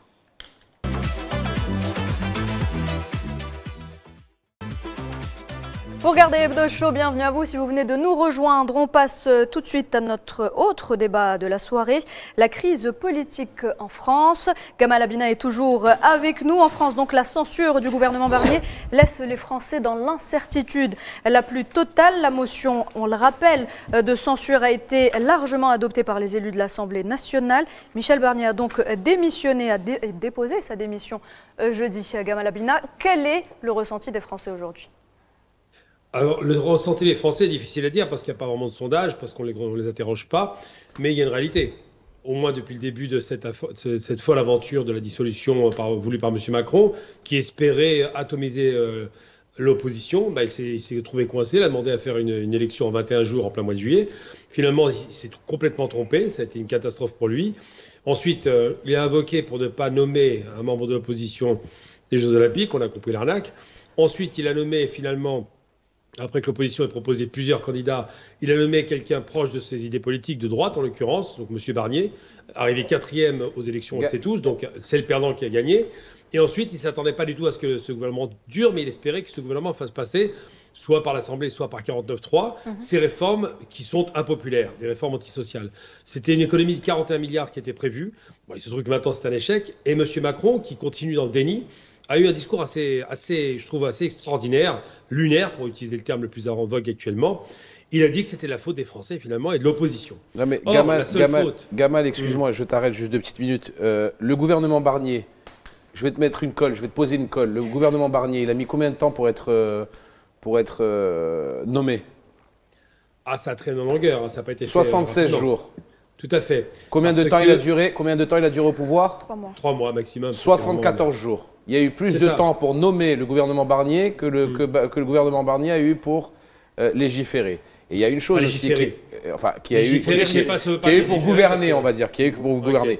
Mais il y a une chose aussi que je suis d'accord avec toi que tout est de la faute à Macron, il n'y a pas de souci, ça c'est toi, c'est ton avis et c'est l'avis de beaucoup de Français. Par contre, il y a une chose aussi qui est très importante à dire, Gamal, et que peu de commentateurs ou peu d'analystes politiques français disent, c'est que la France actuellement n'a plus les moyens de sa politique. Tu sais, en 1981, quand François Mitterrand a été élu, la France avait un endettement par rapport au PIB qui était de l'ordre de 20%. Très marginal. À peu près. François Mitterrand a fait quelque chose, c'est qu'il a eu recours à l'endettement pour la 5e semaine de congés payés. François Mitterrand a eu il a mis l'endettement pour la retraite à 60 ans, pour également, et je vais te le dire, travailler moins d'heures par semaine, sauf que la France n'avait pas la même productivité que pendant les 30 Glorieuses, tu le sais très bien, cher Gamal. Bien sûr. Donc automatiquement, quand il est parti, François Mitterrand, eh ben, il est passé de 20% d'endettement par rapport au PIB à 53% en 1995. En 2024, la France est endettée à 114% du PIB. 114% d'endettement, ce qui est énorme. Il faut traduire quand le gouvernement Barnier, excuse-moi, quand le gouvernement Barnier voulait faire des économies, c'est pas une volonté pour, excusez-moi l'expression, embêter le peuple. C'était parce que la productivité est tellement basse en France que forcément il faut trouver de l'argent pour payer ses fonctionnaires, pour payer le fonctionnement de l'État et qu'il n'y avait plus d'argent dans les caisses, sauf à continuer à accroître l'endettement par rapport au PIB. Tu sais, un pays émergent aujourd'hui, c'est entre 60 et 70% du PIB pour son endettement. L'Algérie, on est à moins de 49%, l'Algérie. Donc on est à 2,5 fois moins que la France qui est 7e puissance mondiale. Posez-vous les questions. Posez-vous les questions. Non mais il faut se poser les bonnes questions, Gamal. Excuse-moi, mais si Michel Barnier voulait faire des économies, c'est qu'il n'avait pas le choix que de les faire, cher Gamal. Il était obligé de les faire. La France vit au-dessus de ses moyens. Oui, ça c'est vrai. Mais l'Algérie n'a pas d'endettement, c'est juste déficit public. Il ne faut pas confondre l'endettement et le déficit. L'Algérie n'a pas de dette extérieure et c'est tant mieux. On ne parle pas de dette extérieure, on parle par rapport au PIB. D'intérieur par rapport au PIB. Non, le déficit public, ça c'est pas pareil. C'est pas la même chose. L'Algérie s'autofinance. C'est-à-dire qu'elle n'a pas de problème. Le déficit, c'est un jeu d'écriture. On n'a pas de dette extérieure. On a zéro dette extérieure. Ça, c'est sûr. On est d'accord. Donc les déficits, ça arrive à tous les pays, hein, parce qu'on n'a pas forcément les comptes équilibrés. Mais pour compenser ça, Mitterrand a détruit l'économie. Pourquoi? Parce que d'abord, il a effectivement généreusement distribué l'argent pendant 2 ans, de 80 à 83. Et ensuite, il y a eu ce programme d'austérité qui n'a rien changé. Et le problème, c'est que Mitterrand est celui qui a amorcé la destruction de la France. Pourquoi? Parce qu'il a détruit les industries. Il l'a enclenché, je suis d'accord avec toi. Oui, il a détruit les industries, donc il a détruit l'appareil de richesse qui étaient fondamentales, qui étaient les industries lourdes, les industries légères. Et quand on détruit une partie de ce qui crée le PIB, qui crée la richesse du pays, évidemment, on lève moins d'impôts, on a moins d'argent et les comptes sont déficitaires. Ensuite, il y a un autre aspect important qu'il ne faut pas perdre de vue. En dehors de la gestion calamiteuse des 40 dernières années, il y a une réalité. La France a toujours vécu au-dessus de ses moyens et elle le pouvait. Pourquoi? Parce qu'elle avait les colonies. C'est nous qui bouclions les comptes de la France. C'est nous qui donnions l'argent gratuitement aux Français par nos richesses. C'est nous qui travaillions gratuitement. C'est ça la réalité. C'est l'Afrique aussi avec le franc CFA, avec le fameux franc CFA. Oui, je dis nous au sens large du terme. Au sens large du terme. Donc la France bénéficiait de ses colonies. Elle avait donc moins de risques en termes budgétaires parce qu'elle avait de l'argent qui tombait du ciel. Mais aujourd'hui, ces colonies ne leur donnent plus d'argent ou très peu. Et il se trouve qu'aujourd'hui, effectivement, avec une réduction des capacités industrielles, avec un endettement abyssal, avec une gestion calamiteuse, avec surtout un service de la dette qui est devenu le 3e poste de l'État, eh bien le PIB, c'est la capacité de créer des richesses, est dépassée par l'endettement. Et moi, j'aurais dire simplement, en termes maintenant politiques, il y a une réalité de la part de M. Macron. Quand on perd 3 fois les élections, on se couche, comme tout le bon roi, sur un jeu d'échecs, et on donne la main à l'opposition qui va bien ou mal gérer. Je suis d'accord, Gamal, mais il faut qu'un modèle social, quand tu prônes un modèle social qui est très généreux, d'accord, le modèle social français est très généreux. Quand tu prends un modèle social très généreux, il faut que ta compétitivité industrielle soit au rendez-vous. Le président Abdelmajid Tebboune l'a très bien compris. La preuve, c'est que quand il fait des hausses de salaire, il développe l'industrie. Il développe l'industrie locale. Et ce qui n'est pas fait en France. Est-ce que tu comprends le problème? C'est qu'ils veulent avoir des avantages sociaux qui sont très conséquents, mais ils ne veulent pas avoir la productivité qui puisse financer ces avantages sociaux.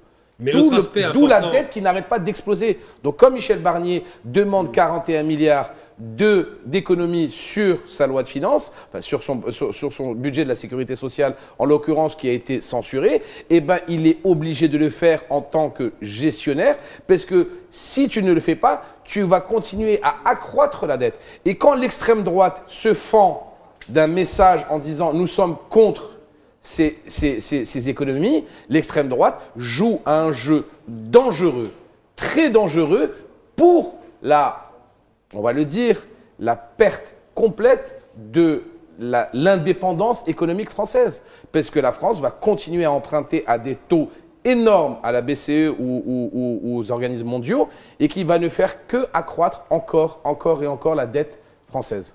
Oui, mais le problème, vraiment, c'est important de le rappeler. Parce que mécaniquement, d'abord, taper sur les pauvres sans toucher aux riches, c'est ce que propose Macron. C'est-à-dire que la problématique aujourd'hui, c'est qu'il a levé tous les impôts pour les riches. On sait que le plus principal impôt populaire ou impopulaire a été levé, l'impôt sur les grandes fortunes. Et en même temps, il fait des cadeaux aux entreprises qui n'ont pas créé de richesse, ou très peu. Et en même temps, il parle, et il a menti là-dessus, puisqu'il en est capable, de réindustrialiser le pays, alors qu'il a juste fait une usine de batterie au lithium. Donc quand on n'est pas capable de tenir des engagements et de faire en sorte de créer de la richesse sur le territoire en faisant des économies, non pas sur la société, sur le social, mais par exemple sur les postes comme l'armée. Pourquoi il a augmenté le budget à 400 milliards sur 5 ans? C'est complètement ridicule. La France n'est pas en guerre. Pourquoi est-ce qu'il perd de l'argent avec le service de la dette alors qu'il pourrait négocier un rééchelonnement ou simplement une annulation des intérêts de la dette? Ça, il ne le fera pas parce qu'effectivement, il répond au marché. Et j'ai envie de dire simplement, c'est le fait de taper sur la sécurité sociale qui est excédentaire. Rappelons quand même que la sécurité sociale n'est pas déficitaire. Le fait de dérembourser les médicaments, le fait d'aller voir là où ça fait le plus mal, la santé, évidemment que c'est impopulaire. L'extrême droite n'est pas sincère quand elle vote effectivement contre ce budget parce que l'extrême droite, c'est ultralibéral. C'est un jeu politique. Oui, absolument, c'est un jeu politique. Mais la gauche, la vraie gauche, je ne parle pas du PS, on parle de la vraie gauche qui est actuellement en place, qui est donc le nouveau parti... le Front Populaire. Le nouveau Front Populaire. Le nouveau Front Populaire. Cette gauche a fait un programme, il faut lire le programme, c'est un programme conséquent. Moi, je ne suis pas de gauche, mais en vérité, le programme qu'ils ont proposé, qui a été validé par Piketty, qui a été validé par tout un tas d'économistes, c'est un programme qui dit quoi? Qui dit, vous devez taxer les flux financiers, pas forcément de façon violente, mais au moins les taxer. Vous devez faire en sorte de faire des économies d'échelle au niveau de l'État, de rationaliser les dépenses et faire en sorte effectivement que le système social, qui est une caisse indépendante, c'est pas la caisse de l'État, c'est les organismes paritaires qui s'en occupent, ne soient pas impactés. Moi, je l'entends ça, mais ce qui se pose problème aujourd'hui dans un pays qui est fragile et qui se dégrade, c'est de dire aux Français, vous avez bien vécu longtemps, maintenant vous vivrez moins bien, alors que les riches, eux, continuent à se rincer. Et là où je vais attirer l'attention sur une chose, s'il y a une chose honteuse, comment se fait-il qu'après le Covid, ceux qui ont été les plus grands bénéficiaires du Covid sont les milliardaires français? Ils se sont fait des fortunes colossales. Une des plus grandes fortunes au monde est un milliardaire français, alors que le peuple s'est paupérisé avec une inflation galopante et avec, je le rappelle quand même, une levée de TVA qui a augmenté de 100 milliards sur un budget de 300 milliards. Très bien, allez-y Faisal. Oui, effectivement, pour rebondir sur ce qu'a dit Mahdi, par rapport à la dette, il faut noter, Mahdi a donné 114% du PIB, cela veut dire 3 228 milliards d'euros. Pour le déficit budgétaire de la France, c'est 173 milliards d'euros à la fin septembre. Ça veut dire que la France est en troisième position en Europe après la Grèce et l'Italie. C'est parmi les pays les plus endettés au monde. Et cette situation dure depuis 50 ans, Mahdi. Depuis 50 ans, la France n'a jamais connu... C'est le pays le plus taxé au monde. Taxé, absolument. Il y a beaucoup d'impôts, mais parce que le gouvernement Barnier n'a pas été l'émanation du choix populaire lors des élections législatives. C'est un gouvernement de droite alors que c'est la gauche qui a gagné, donc il a été censuré. La loi de finances de 2024 sera reconduite par une loi spéciale pour 2025. Ça veut dire une réduction, un déficit budgétaire qui se creuse, mais également une hausse de la dette. La dette sera plus grande et plus importante, Mahdi, mais aussi pas de hausse d'impôts pour les plus hauts revenus et pas d'augmentation de taxes pour les entreprises dont le chiffre d'affaires dépasse le 1 milliard. Mais il y a un problème, parce que le président Macron, lorsqu'il a pris la parole pendant 10 minutes, il a reconnu qu'il a été questionné sur la dissolution du Parlement le 9 juin 2024. Est-ce que sa dissolution n'a pas été finalement une erreur? Parce que regardez les résultats qui sont venus après. Aujourd'hui, la France connaît, au-delà du déficit budgétaire et également de l'endettement, une crise politique majeure. C'est un État qui, au soir du 31 décembre, probablement, n'a pas de gouvernement. Il y a un président qui ne veut pas démissionner parce qu'une partie de l'opposition lui demande de partir, mais la France est entrée dans un couloir très très compliqué, d'autant plus qu'il y a une crise de chômage, d'autant plus que la commission, par exemple, nous aide, la commission parlementaire, le Sénat et l'Assemblée, ont demandé des commissions d'enquête sur l'utilisation de l'argent public et sur la dégradation des comptes publics. Mais est-ce qu'on peut parler aujourd'hui de crise politique ouverte et de blocage institutionnel? Oui, je pense parce qu'un gouvernement censuré, cela n'est pas arrivé depuis 62 ans pour la France. Depuis la dernière fois, c'était le gouvernement Pompidou. Absolument, Pompidou. Et ça veut dire qu'il y a une crise de confiance. Il est impossible d'avoir une majorité, puisque tout le monde ne s'entend pas, sauf s'ils s'entendent sur la censure du gouvernement. Il est impossible la droite et l'extrême droite ne veulent pas d'un gouvernement de gauche. Le président Macron, apparemment, il est de droite parce qu'on nous a vendu le premier Macron, comme un homme qui rassemble tous les courants. Il n'est pas vraiment de gauche. Que va-t-il faire? Est-ce que le prochain gouvernement sera maintenu pour gérer le mandat qui reste, les 30 mois qui restent, parce qu'il veut, comme il a repris les expressions de Trump pour dire que la France devra être plus forte dans 30 ans. Le président Trump est aujourd'hui à Paris parce qu'il y a l'inauguration de l'église de Notre-Dame. Donc c'est effectivement une crise politique majeure pour la France. Très bien. Il faut savoir qu'on a réussi à joindre David Guiraud, député du Nouveau Front Populaire. C'était tout de suite à la sortie donc de l'Assemblée nationale. Il a qualifié le gouvernement Barnier d'illégitime. Regardez. Et de manière plus générale, en fait, on estime que ce gouvernement n'est pas légitime.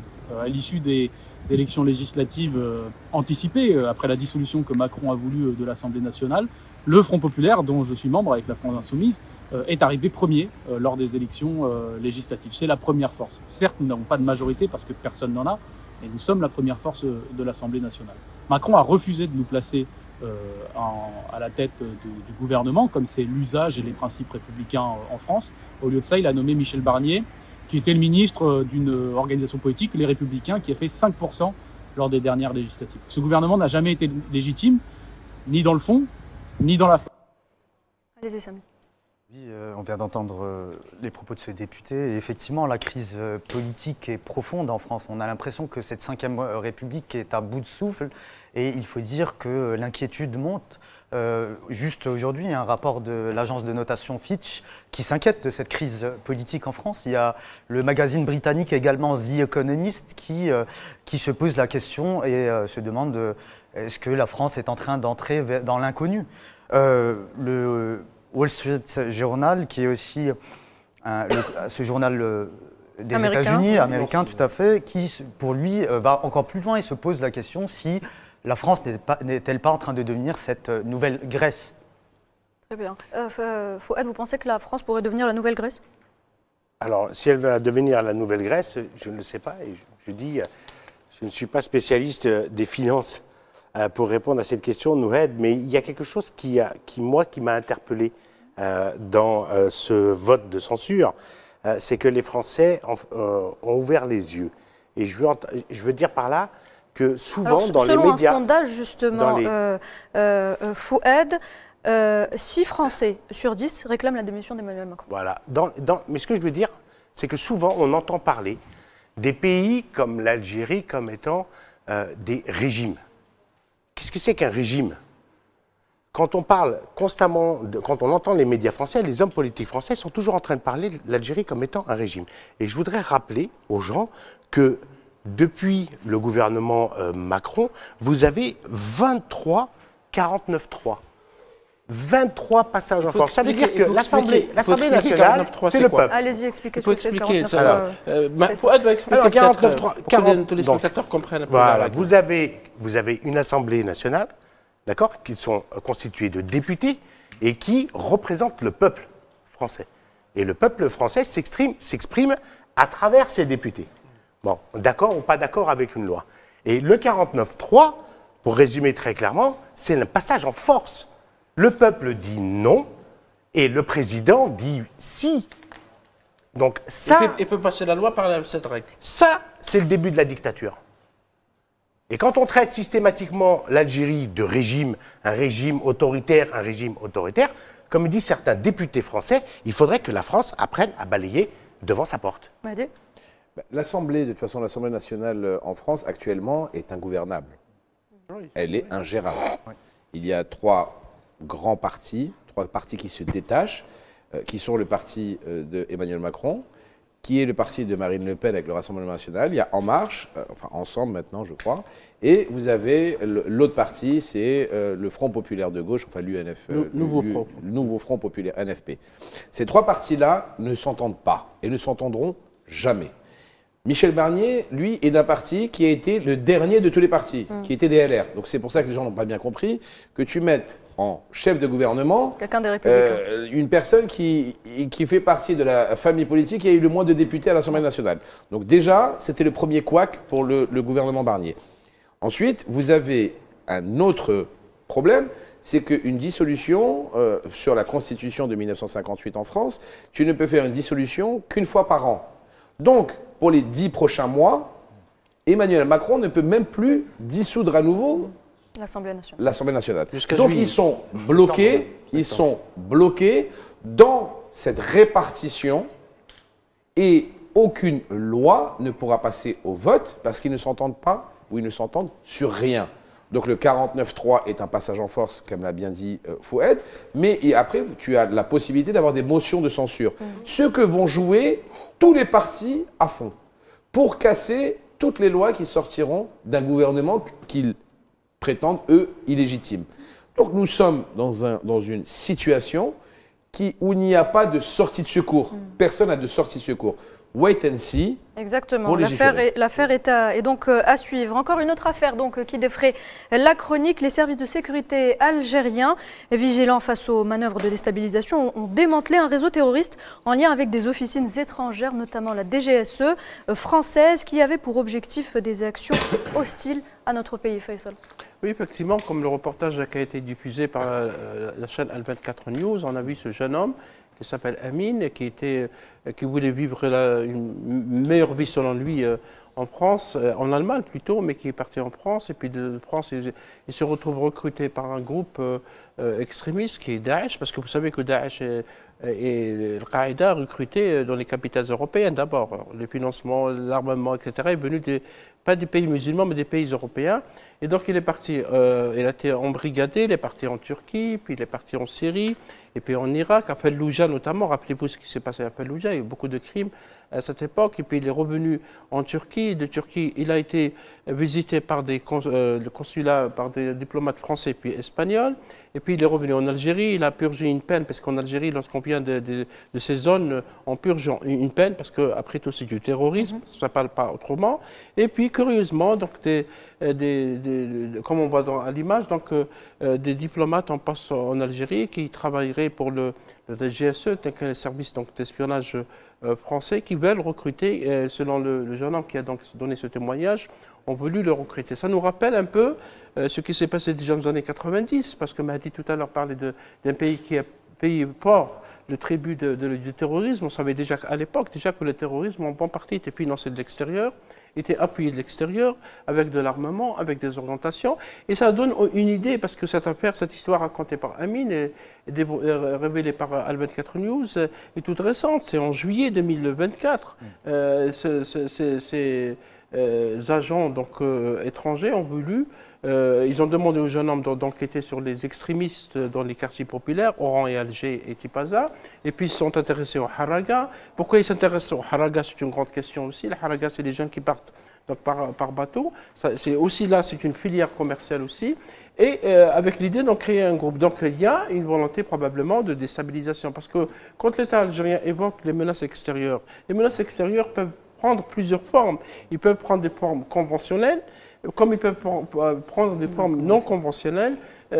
Tous les moyens sont bons. Et regardez ce qui se passe en Syrie, ce qui se passe dans toute la région arabe et dans certains pays africains. Et donc je pense que ça nous donne un exemple des menaces qui peuvent exister et qui existent toujours. Samy, est-ce qu'on peut parler d'un autre complot déjoué contre l'Algérie après le démantèlement du trafic d'armes au profit du MAC? Oui, un nouveau complot qui vient d'être déjoué par nos services de sécurité, qu'on salue fortement pour le travail et la vigilance. Et en parlant de vigilance, il faut aussi également appeler à la vigilance de nos compatriotes, car notre pays est particulièrement visé. Ciblé de toutes parts.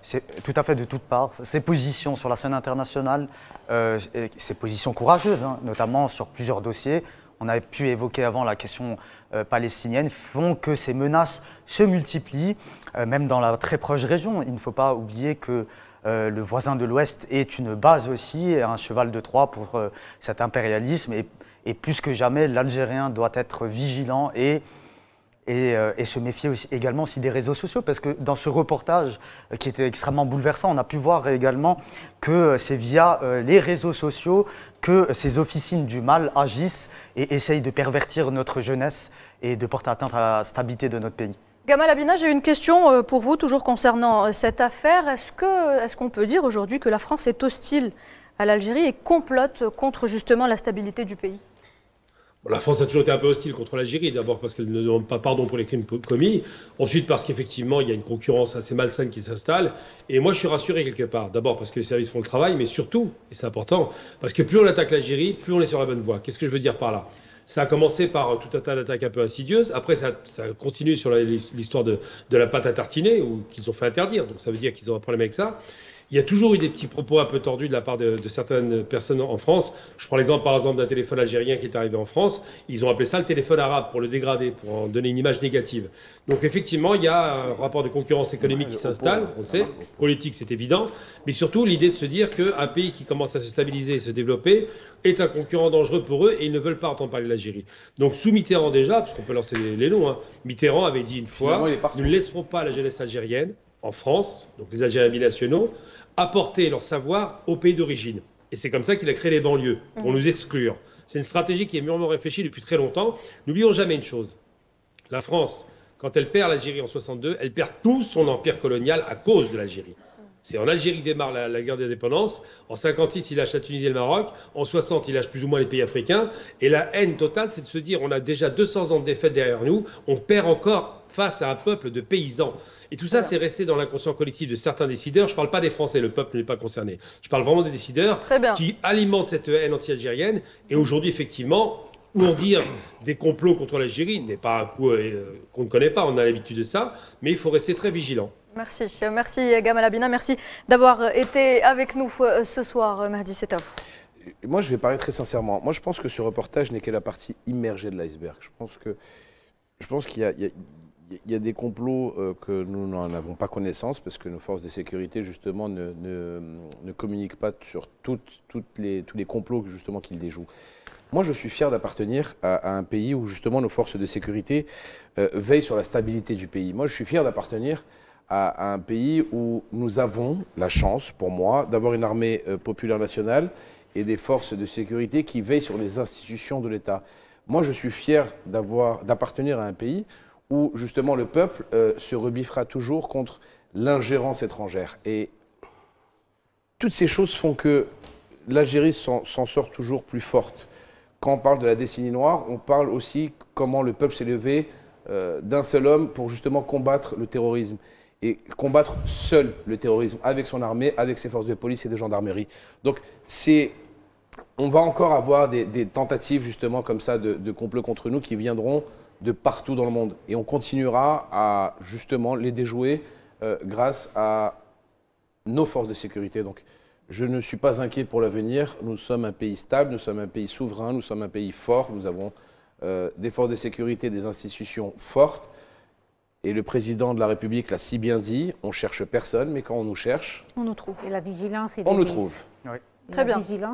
Merci à tous donc, pour ce débat. Merci également à vous, Gamal Abina, d'avoir été avec nous. On revient tout de suite.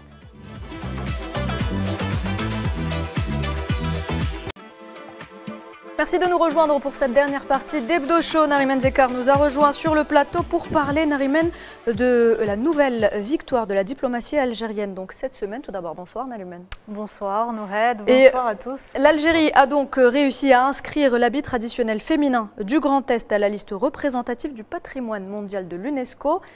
Et votre invitée ce soir n'est nulle autre que Louisa Galez, anthropologue au CNRPH. Et philosophe. Bonsoir madame. Bonsoir. Merci d'avoir accepté notre invitation. Je vous en prie, c'est un plaisir. Alors oui, c'est une nouvelle victoire diplomatique pour l'Algérie. La Gandora constantinoise, aussi connue sous le nom Khoftan al-Qadi, et la Melhfa sont officiellement certifiés patrimoine matériel algérien par l'UNESCO. Petit clin d'œil à certains, ils se reconnaîtront, qui ont fait des mains et des pieds pour se les approprier, quitte à galvauder des données historiques et à désinformer l'opinion publique internationale. Bon, alors je pense qu'autour de cette table, vous avez tous déjà croisé ces habits portés traditionnellement par les femmes dans les mariages, les cérémonies ou alors les fêtes nationales ou religieuses. Alors personnellement, moi je suis particulièrement plus familière avec la Melhfa Chaoui vu que je suis de Batna, mais il y a aussi le Khoftan al-Qadi. On l'apprend. Oui, vous savez. Elle lui va très bien la Melhfa Chaoui. Hein. Merci Nouhed, petit coucou à toutes les personnes qui nous regardent de Batna. Ce soir, ouais. J'aurais dû, oui, j'aurais dû. Je voulais pas vous voler la vedette. Écoutez. Ouais, merci. Il y a aussi le Khoftan al-Qadi qui est très populaire, notamment par sa confection et aussi par son origine, n'est-ce pas Nassima? Tout à fait, tout à fait. Khoftan al-Qadi qui est de l'Est d'Algérie et qui est bien sûr en matière de motifs qui est tout à fait, qui diffère d'une région à une autre de cette partie de l'Algérie. Aujourd'hui devenu très célèbre parce qu'on a eu la chance et l'honneur d'être inscrit à l'UNESCO. Je laisse Madame Louisa Galez qui va développer davantage parce que c'était à l'origine petit point du dossier. Histoire sur la Gandora constantinoise et aussi sur la Melhfa parce que tout à l'heure en coulisses, vous nous avez raconté une histoire assez sympathique. Oui, j'ai un peu de mythe concernant toutes les choses que j'aime et la Melhfa c'est quelque chose qui est un vêtement que j'aime particulièrement parce que la Melhfa est différente de la Gandora. La Gandora, c'est une robe qui est manifestement très chic, très chère, très riche. C'est fait avec des fils d'or. C'est fait avec de l'or, le meilleur fil, le meilleur velours pour les meilleures occasions. Alors, ce qu'on ignore, ce qu'on connaît moins, c'est que la Gandora ne doit pas se faire n'importe comment. Il y a des gandoras qui se font avec du velours, mais il y a aussi des gandoras qui se font avec d'autres tissus, comme le satin, et aussi d'autres tissus encore. La gandora pour la mariée, il y en a 7, de couleurs différentes.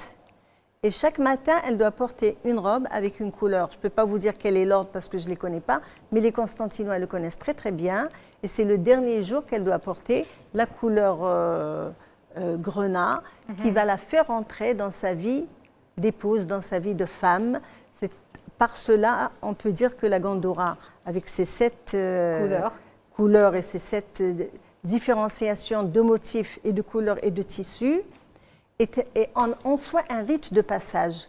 Donc ce n'est pas seulement la gloire de faire une robe belle et chère, mais c'est surtout s'inscrire dans une culture qui est ancestrale et qui a été installée dans une société qui tient beaucoup à ses traditions. Et c'est le contraire de la Melhfa. Ce n'est pas le contraire de la Melhfa. La Melhfa, c'est encore plus ancien. Parce que la Melhfa, c'est un drapé. Et comme tous les drapés, on sait que ça existe depuis très très longtemps, puisqu'on dit même que c'était avant les coutures, n'est-ce pas? On la voit là derrière vous. Oui, ça c'est la Melhfa revisitée. Mais à l'origine, la Melhfa, c'est une robe qui peut être portée simplement, sans chichi, sans bijoux, sans rien, juste une ceinture, en fil d'ailleurs, en laine, Et même que dans l'ancien temps, on disait que les femmes qui n'avaient pas de fibule, les broches, elles pouvaient mettre juste un caillou à l'intérieur et passer un fil au-dessus pour accrocher justement les parties sur les épaules. Mais ce que je voulais raconter aussi, c'est que cette melhfa qui aujourd'hui est casée chez les vieilles, enfin chez les personnes qui ne sont plus très jeunes, et les personnes aussi qui n'ont pas beaucoup les moyens, autrefois c'était quand même une tenue pour les reines. Parce qu'on raconte, et là commence l'histoire, on raconte qu'une princesse qui avait tout, des palais en or, des bijoux, il n'y avait pas de voiture à l'époque, sinon elle aurait eu les meilleures voitures. Et donc des calèches en or aussi. Et donc, en l'âge de se marier, il y a des princes qui viennent la voir pour lui dire « Je te construirai un palais en or ». Elle lui dit « J'en ai déjà, je te ramènerai les plus beaux vêtements, j'en ai déjà ».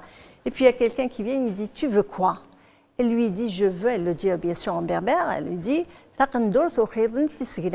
Je veux une robe qui n'est pas cousue avec des aiguilles. » Des aiguilles. Voilà. Une robe qui n'est pas cousue avec des aiguilles. Et c'est comme ça que la melhfa est née.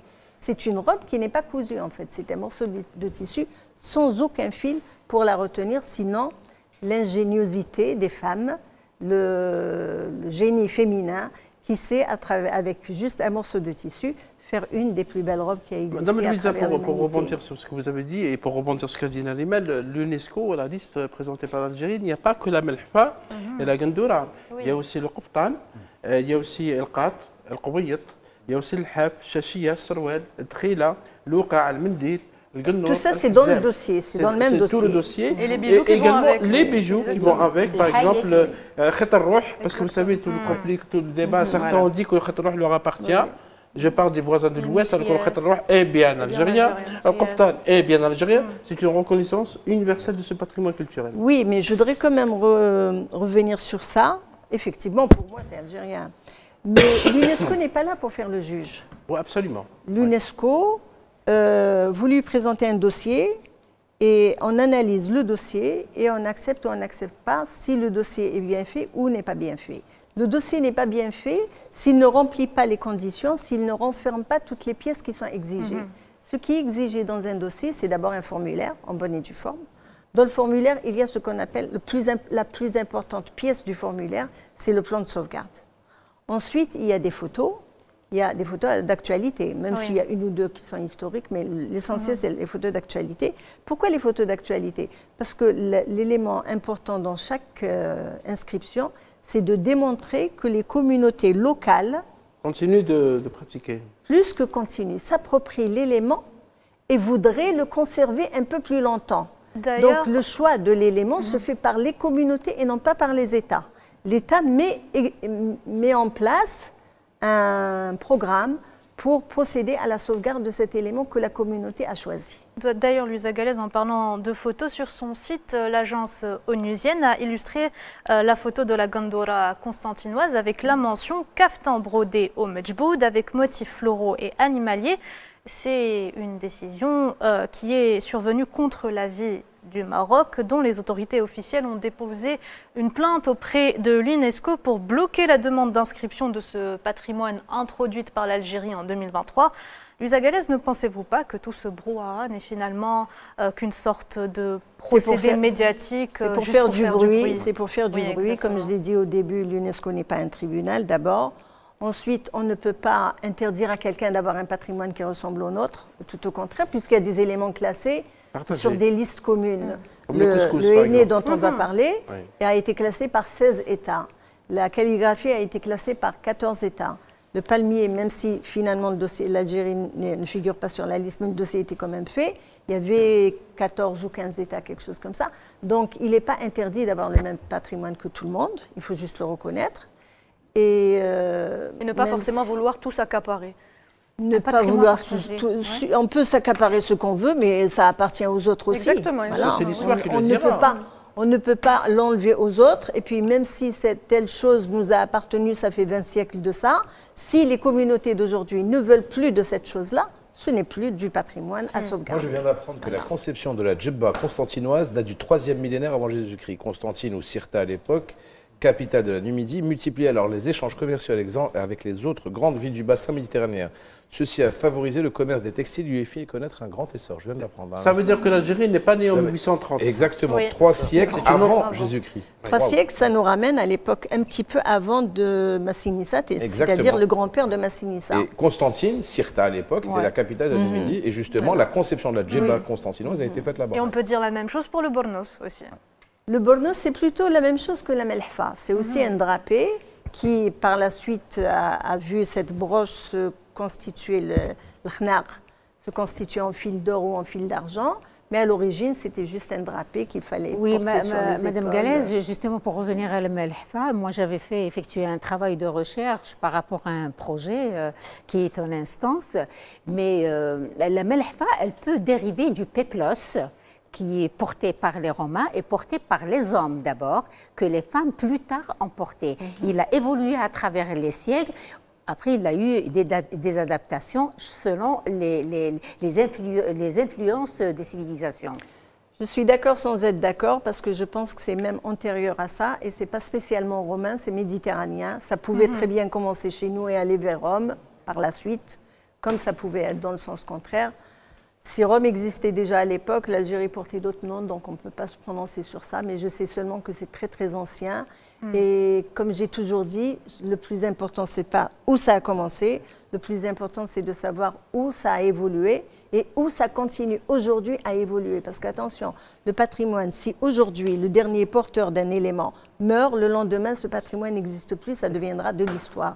Donc, ce qu'on peut dire finalement, c'est que toutes ces accaparations, tout ce bruit ou toutes ces fake news lancées à titre d'exemple par le Maroc, traduisent aussi que le patrimoine recèle une dimension diplomatique, mais surtout une importance politique très grande, n'est-ce pas, Faisal Matawi? Absolument, patrimoine, parce que Mme Galaise parlait du patrimoine partagé, comme le couscous, et le couscous est reconnu comme maghrébin. L'Algérie, d'ailleurs, c'est l'Algérie qui a coordonné. Il est universel. Il est universel. Quand on inscrit, on passe dans le patrimoine de l'humanité. Et ça donne l'obligation à l'État qui dépose le dossier de protéger le patrimoine. L'IMZAD, Mme Galaise, l'IMZAD qui est l'instrument joué par les femmes. Niger et le Mali et l'Algérie a déposé ce dossier. Voilà. L'Algérie va bientôt déposer, sûrement vous êtes au courant, le dossier du Zillich, puisqu'on parle du patrimoine pillé. Mais enfin, tant que ce n'est pas déposé, on n'en parle pas. L'Algérie prépare ce dossier, comme elle va déposer le dossier sur la robe kabyle, qui est aussi une robe, et comme elle a déposé déjà en 2012, la Shedda Tlemcenienne, qui est aussi c'est pas la Shedda, c'est le costume nuptial tlemcenien. Le nuptial tlemcenien. Donc, l'Algérie, il y a encore un grand patrimoine, au-delà de ce qu'on peut dire à gauche ou à droite, mais le patrimoine algérien, il est reconnu universellement parce que la liste du patrimoine universel, ça veut dire on est là. Par rapport à la melhfa et la Gendora de Constantine, il faut dire que j'ai une révélation assez particulière avec, figurez-vous, Nariman, on est voisins, et c'est la tenue donc portée par ma maman et ma grand-mère également. Et il faut dire que... C'est les grand-mères de toutes les Algériens. Voilà, tout à fait. Algériens, hein. Et il faut dire que particulièrement, il y a une symbolique dans tout cela, c'est que l'Algérie vient d'enregistrer une victoire de sa diplomatie culturelle. En effet, notre pays est aussi visé par des campagnes d'appropriation culturelle, d'appropriation du patrimoine national. Et effectivement, il y a une prise de conscience à tous les niveaux, même au niveau populaire, prise de conscience qu'on salue, et qui vise à protéger davantage Samy, c'est une volonté politique. Tout à fait, une volonté. Il faut savoir que l'Algérie a été malheureusement trop absente sur ces sujets-là pendant de nombreuses années. Et le président de la République, dès son élection, a mis les moyens, et Madame peut en témoigner, a mis les moyens pour la défense du patrimoine algérien, la conservation du patrimoine algérien. Tu sais... quand tu n'as pas de directive, quand tu n'as pas de gouvernement et de président de la République qui ne te donne pas les moyens et la direction que doit prendre, que ce soit le ministère de la Culture ou le ministère des Affaires étrangères par rapport à l'UNESCO, le ministère de la Culture par rapport au patrimoine, les gens ne font pas le travail qui n'est pas demandé de faire. Le président de la République, dès lors de ses premières interventions et de ses premiers discours, a dit... arrêtons de se faire voler notre patrimoine national et mettons les moyens adéquats pour la préservation du patrimoine national. Donc, c'est une chose à rajouter aux efforts du président et de son gouvernement, que tous les moyens seront mis en œuvre pour la préservation, pour la sécurisation du patrimoine, la sécurisation du patrimoine, qu'il soit déclaré comme un patrimoine algérien, et aussi pour la protection du patrimoine algérien à travers le monde. Et comme l'a si bien dit Madame, du moment que l'UNESCO ratifie le fait que c'est considéré comme algérien, ben ça devient universel. Et donc l'universalité du caftan, de peu importe l'objet, devient algérien de naissance. Et ça, c'est une victoire non négligeable. Mais justement, Madame Louisa Galès travaille au Centre national des recherches préhistoriques, anthropologiques et historiques. Est-ce que vous pouvez justement nous dire qu'est-ce qui a entrepris pour valoriser, protéger et défendre le patrimoine algérien? Alors, ce qui est entrepris, déjà, c'est identifié dans la Convention 2003 et dans les directives opérationnelles de l'UNESCO. Cette convention qui change à chaque fois. J'ai même envie de dire qu'aujourd'hui, elle ne ressemble presque plus à ce qu'elle était en 2003 quand elle est apparue. Le patrimoine immatériel. Sur le patrimoine. La Convention 2003, c'est le patrimoine immatériel. La 72, c'est le patrimoine matériel, c'est-à-dire mobilier et immobilier. Et la 71, c'est le patrimoine naturel. Après, il y en a d'autres. Il y a la 2005 qui est le patrimoine des oralités, enfin et puis, il y a aussi une autre sur la biodiversité naturelle, sur la nature. Bref, donc il y a plein de conventions. La convention qui nous intéresse ce soir, c'est la 2003. Et dans la 2003, il est dit que quand un élément est classé, il faut d'abord qu'il y ait un plan de sauvegarde. Dans le plan de sauvegarde, il faut désigner exactement qui va faire quoi, mais avec précision. Les communautés en premier lieu. Pour que les communautés puissent faire quelque chose, il faut d'abord les former. Donc la formation est une obligation dans le plan de sauvegarde, la formation des communautés. L'UNESCO, par ailleurs, elle a déjà formé les experts dont je fais partie. Donc la charge de l'UNESCO, c'est de former les experts. Les experts, à leur tour, c'est de former d'autres petits experts à l'interne et surtout les communautés. Pourquoi les communautés? Parce que c'est elles qui vont identifier ce patrimoine, c'est elles qui vont procéder à continuer la sauvegarde, la conservation et la protection. Et c'est elle qui va continuer de s'approprier ce patrimoine. Donc ce n'est pas l'État lui-même, ce sont les communautés. L'État met en œuvre les outils, mais les communautés, c'est elles qui font le gros du travail. D'abord, c'est elles qui identifient ce qu'il faut classer. Comme je l'ai dit tout à l'heure, si la communauté ne veut pas, la communauté ne veut pas. Donc il faut qu'il y ait des preuves strictes, des preuves exactes, des reconnaissances des écrits, voilà, des films, des témoignages pour dire que nous voulons, que nous approprions ce patrimoine et nous voudrions qu'il existe encore plus longtemps, qu'on puisse le conserver le plus longtemps possible. Dans le temps. Voilà. Parce que si la communauté n'est plus là, il n'y a plus de patrimoine. C'est pour ça que c'est mentionné dans le dossier de l'UNESCO, les savoir-faire. Savoir-faire, ça veut dire comment fabriquer. Et dans les dossiers de l'UNESCO, on demande aussi aux associations, parce que personnellement, j'ai vu certains dossiers envoyés par l'Algérie, des associations, les artisans, comme par exemple pour le rail. Le rail, il fallait que des associations, et même des chanteurs qui écrivent qu'ils chantent cette chanson. Reconnaissance, que c'est enregistré, etc. Et pour la musique, Madame Galès, sûrement, vous êtes informée.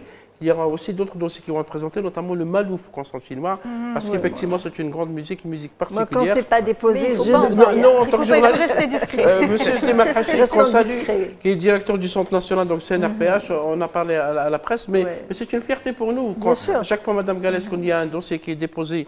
Oui, mais vous laissez la surprise quand même. Oui, on laisse la surprise, oui.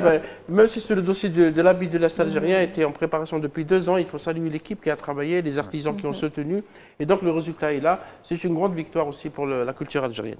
Alors à ce propos, si vous vous souvenez de ça, en novembre dernier s'est déroulée la semaine arabe de l'UNESCO à Paris, l'occasion de mettre en lumière l'héritage arabe, et l'Algérie a bien sûr marqué sa présence en offrant un véritable voyage à travers un stand richement décoré. Alors on a vu de tout, il y avait du patrimoine culinaire, musical, vestimentaire, etc.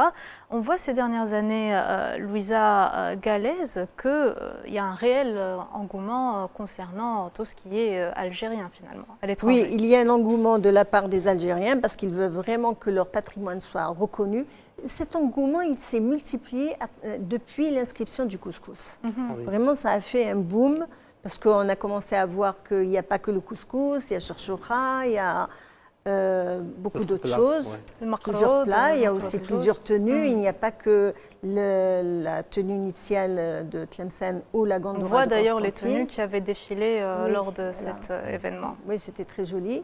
Et donc il y a eu cet engouement, il y a eu aussi une volte-face parce qu'il y a eu quand même déjà l'eau, mais comme je disais tout à l'heure, c'est faire du bruit. Donc je voudrais quand même que cet engouement puisse continuer, que cette présence puisse continuer au niveau international et qu'on puisse enfin parler des choses qui unissent et non pas des choses qui séparent. Parce que la culture, ça fait partie des gens des choses qui rapprochent les peuples, qui les unissent, qui les fait Bravo à vous, madame. Partager ensemble et non pas se partager et s'entretuer. Bravo à vous, madame. C'est un pont, un véritable pont. Oui, je crois. La construction il y a d'un le pont. henné aussi, madame Galaise, classé, qui a été Oui, classé. le henné est classé. Le henné, pour moi en tout cas, c'est très très important parce que c'est bien sûr, c'est classé par 16 pays dans l'Algérie. Vous avez vous-même travaillé sur ce dossier. J'ai travaillé sur le dossier, mais c'est pas pour ça que c'est important.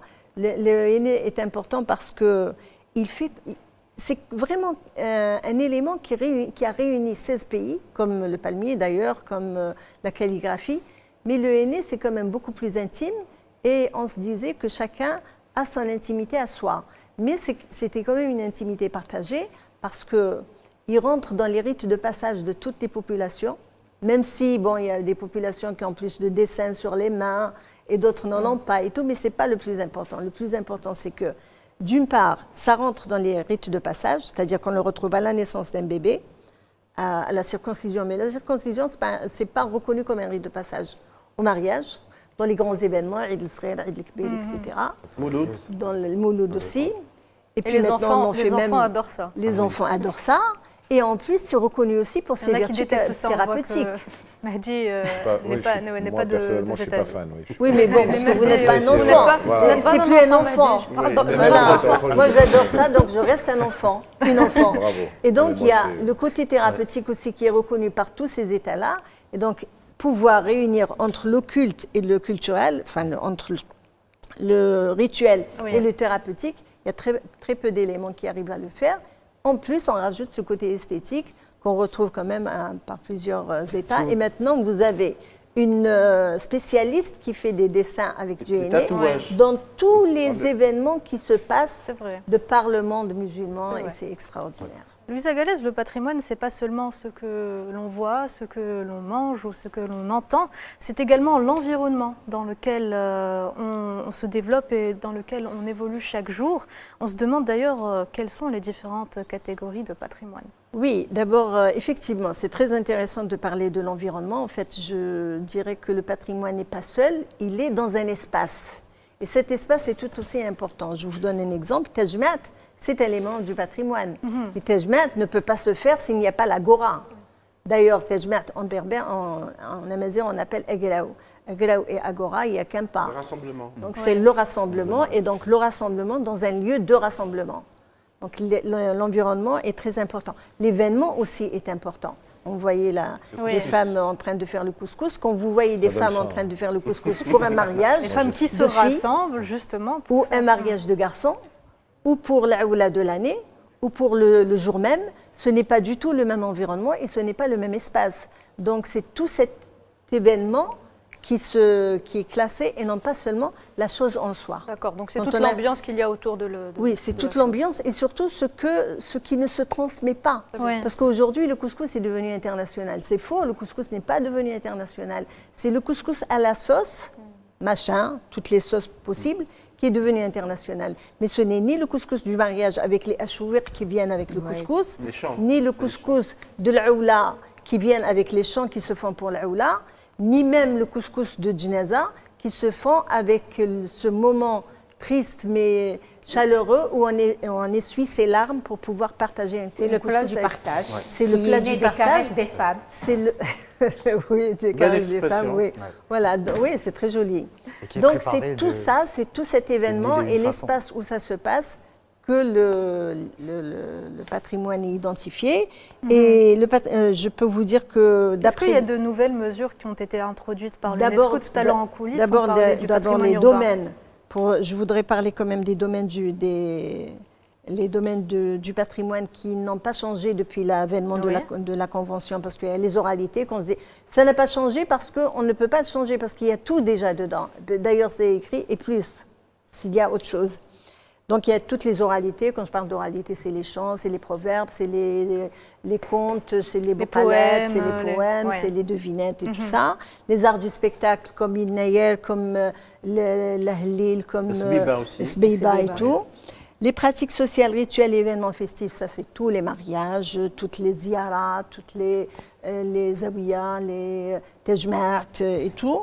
Les connaissances pratiques concernant la nature et l'univers, c'est comme Inayer. C'est vraiment en rapport direct avec la nature et l'univers. Mais il y a aussi autre chose. Il y a, j'aime bien, on n'en parle pas beaucoup, mais c'est très très intéressant et c'est très important. Les danses de la pluie, ou les chants de la pluie, ou les poèmes de la pluie. Enfin, faire venir la pluie, même si c'est des prières. Ça, c'est aussi un événement qui est en rapport direct avec la nature et l'univers. Parce qu'on va commander le ciel pour nous donner de la pluie en donnant quelque chose, que ce soit une prière, ou un chant, ou un repas, ou autre chose. Et puis, il y a, bien entendu, le gros de tout, les savoir-faire et l'artisanat qui représentent tous les métiers. C'est ça qu'il y a dans le patrimoine. Ce sont les 5 grands domaines de l'UNESCO, définis par l'UNESCO.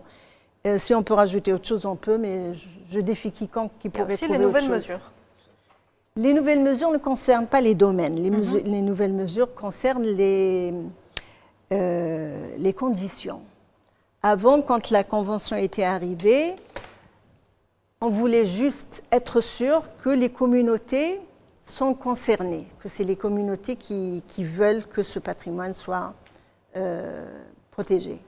Et puis, il fallait quand même donner quelques preuves. C'est quoi les preuves? C'est d'abord l'inventaire, les écrits, comme j'ai dit tout à l'heure.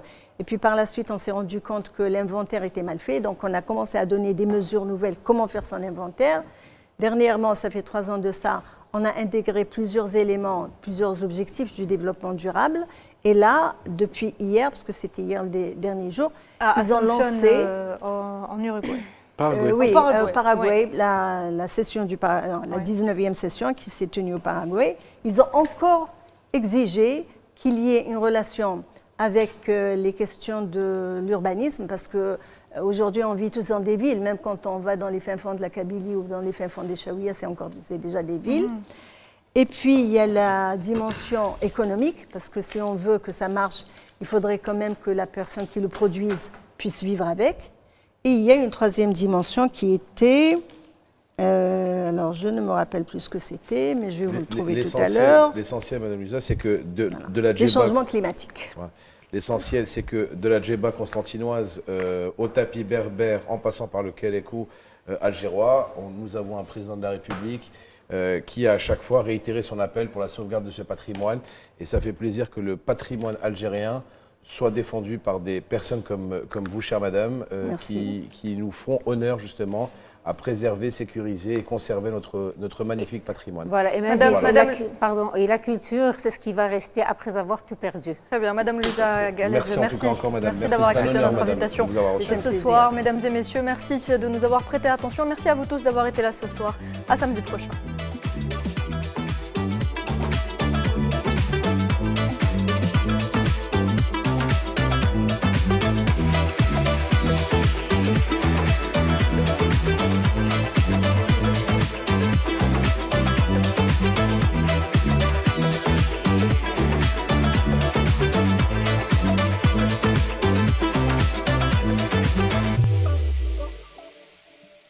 Audio Jungle.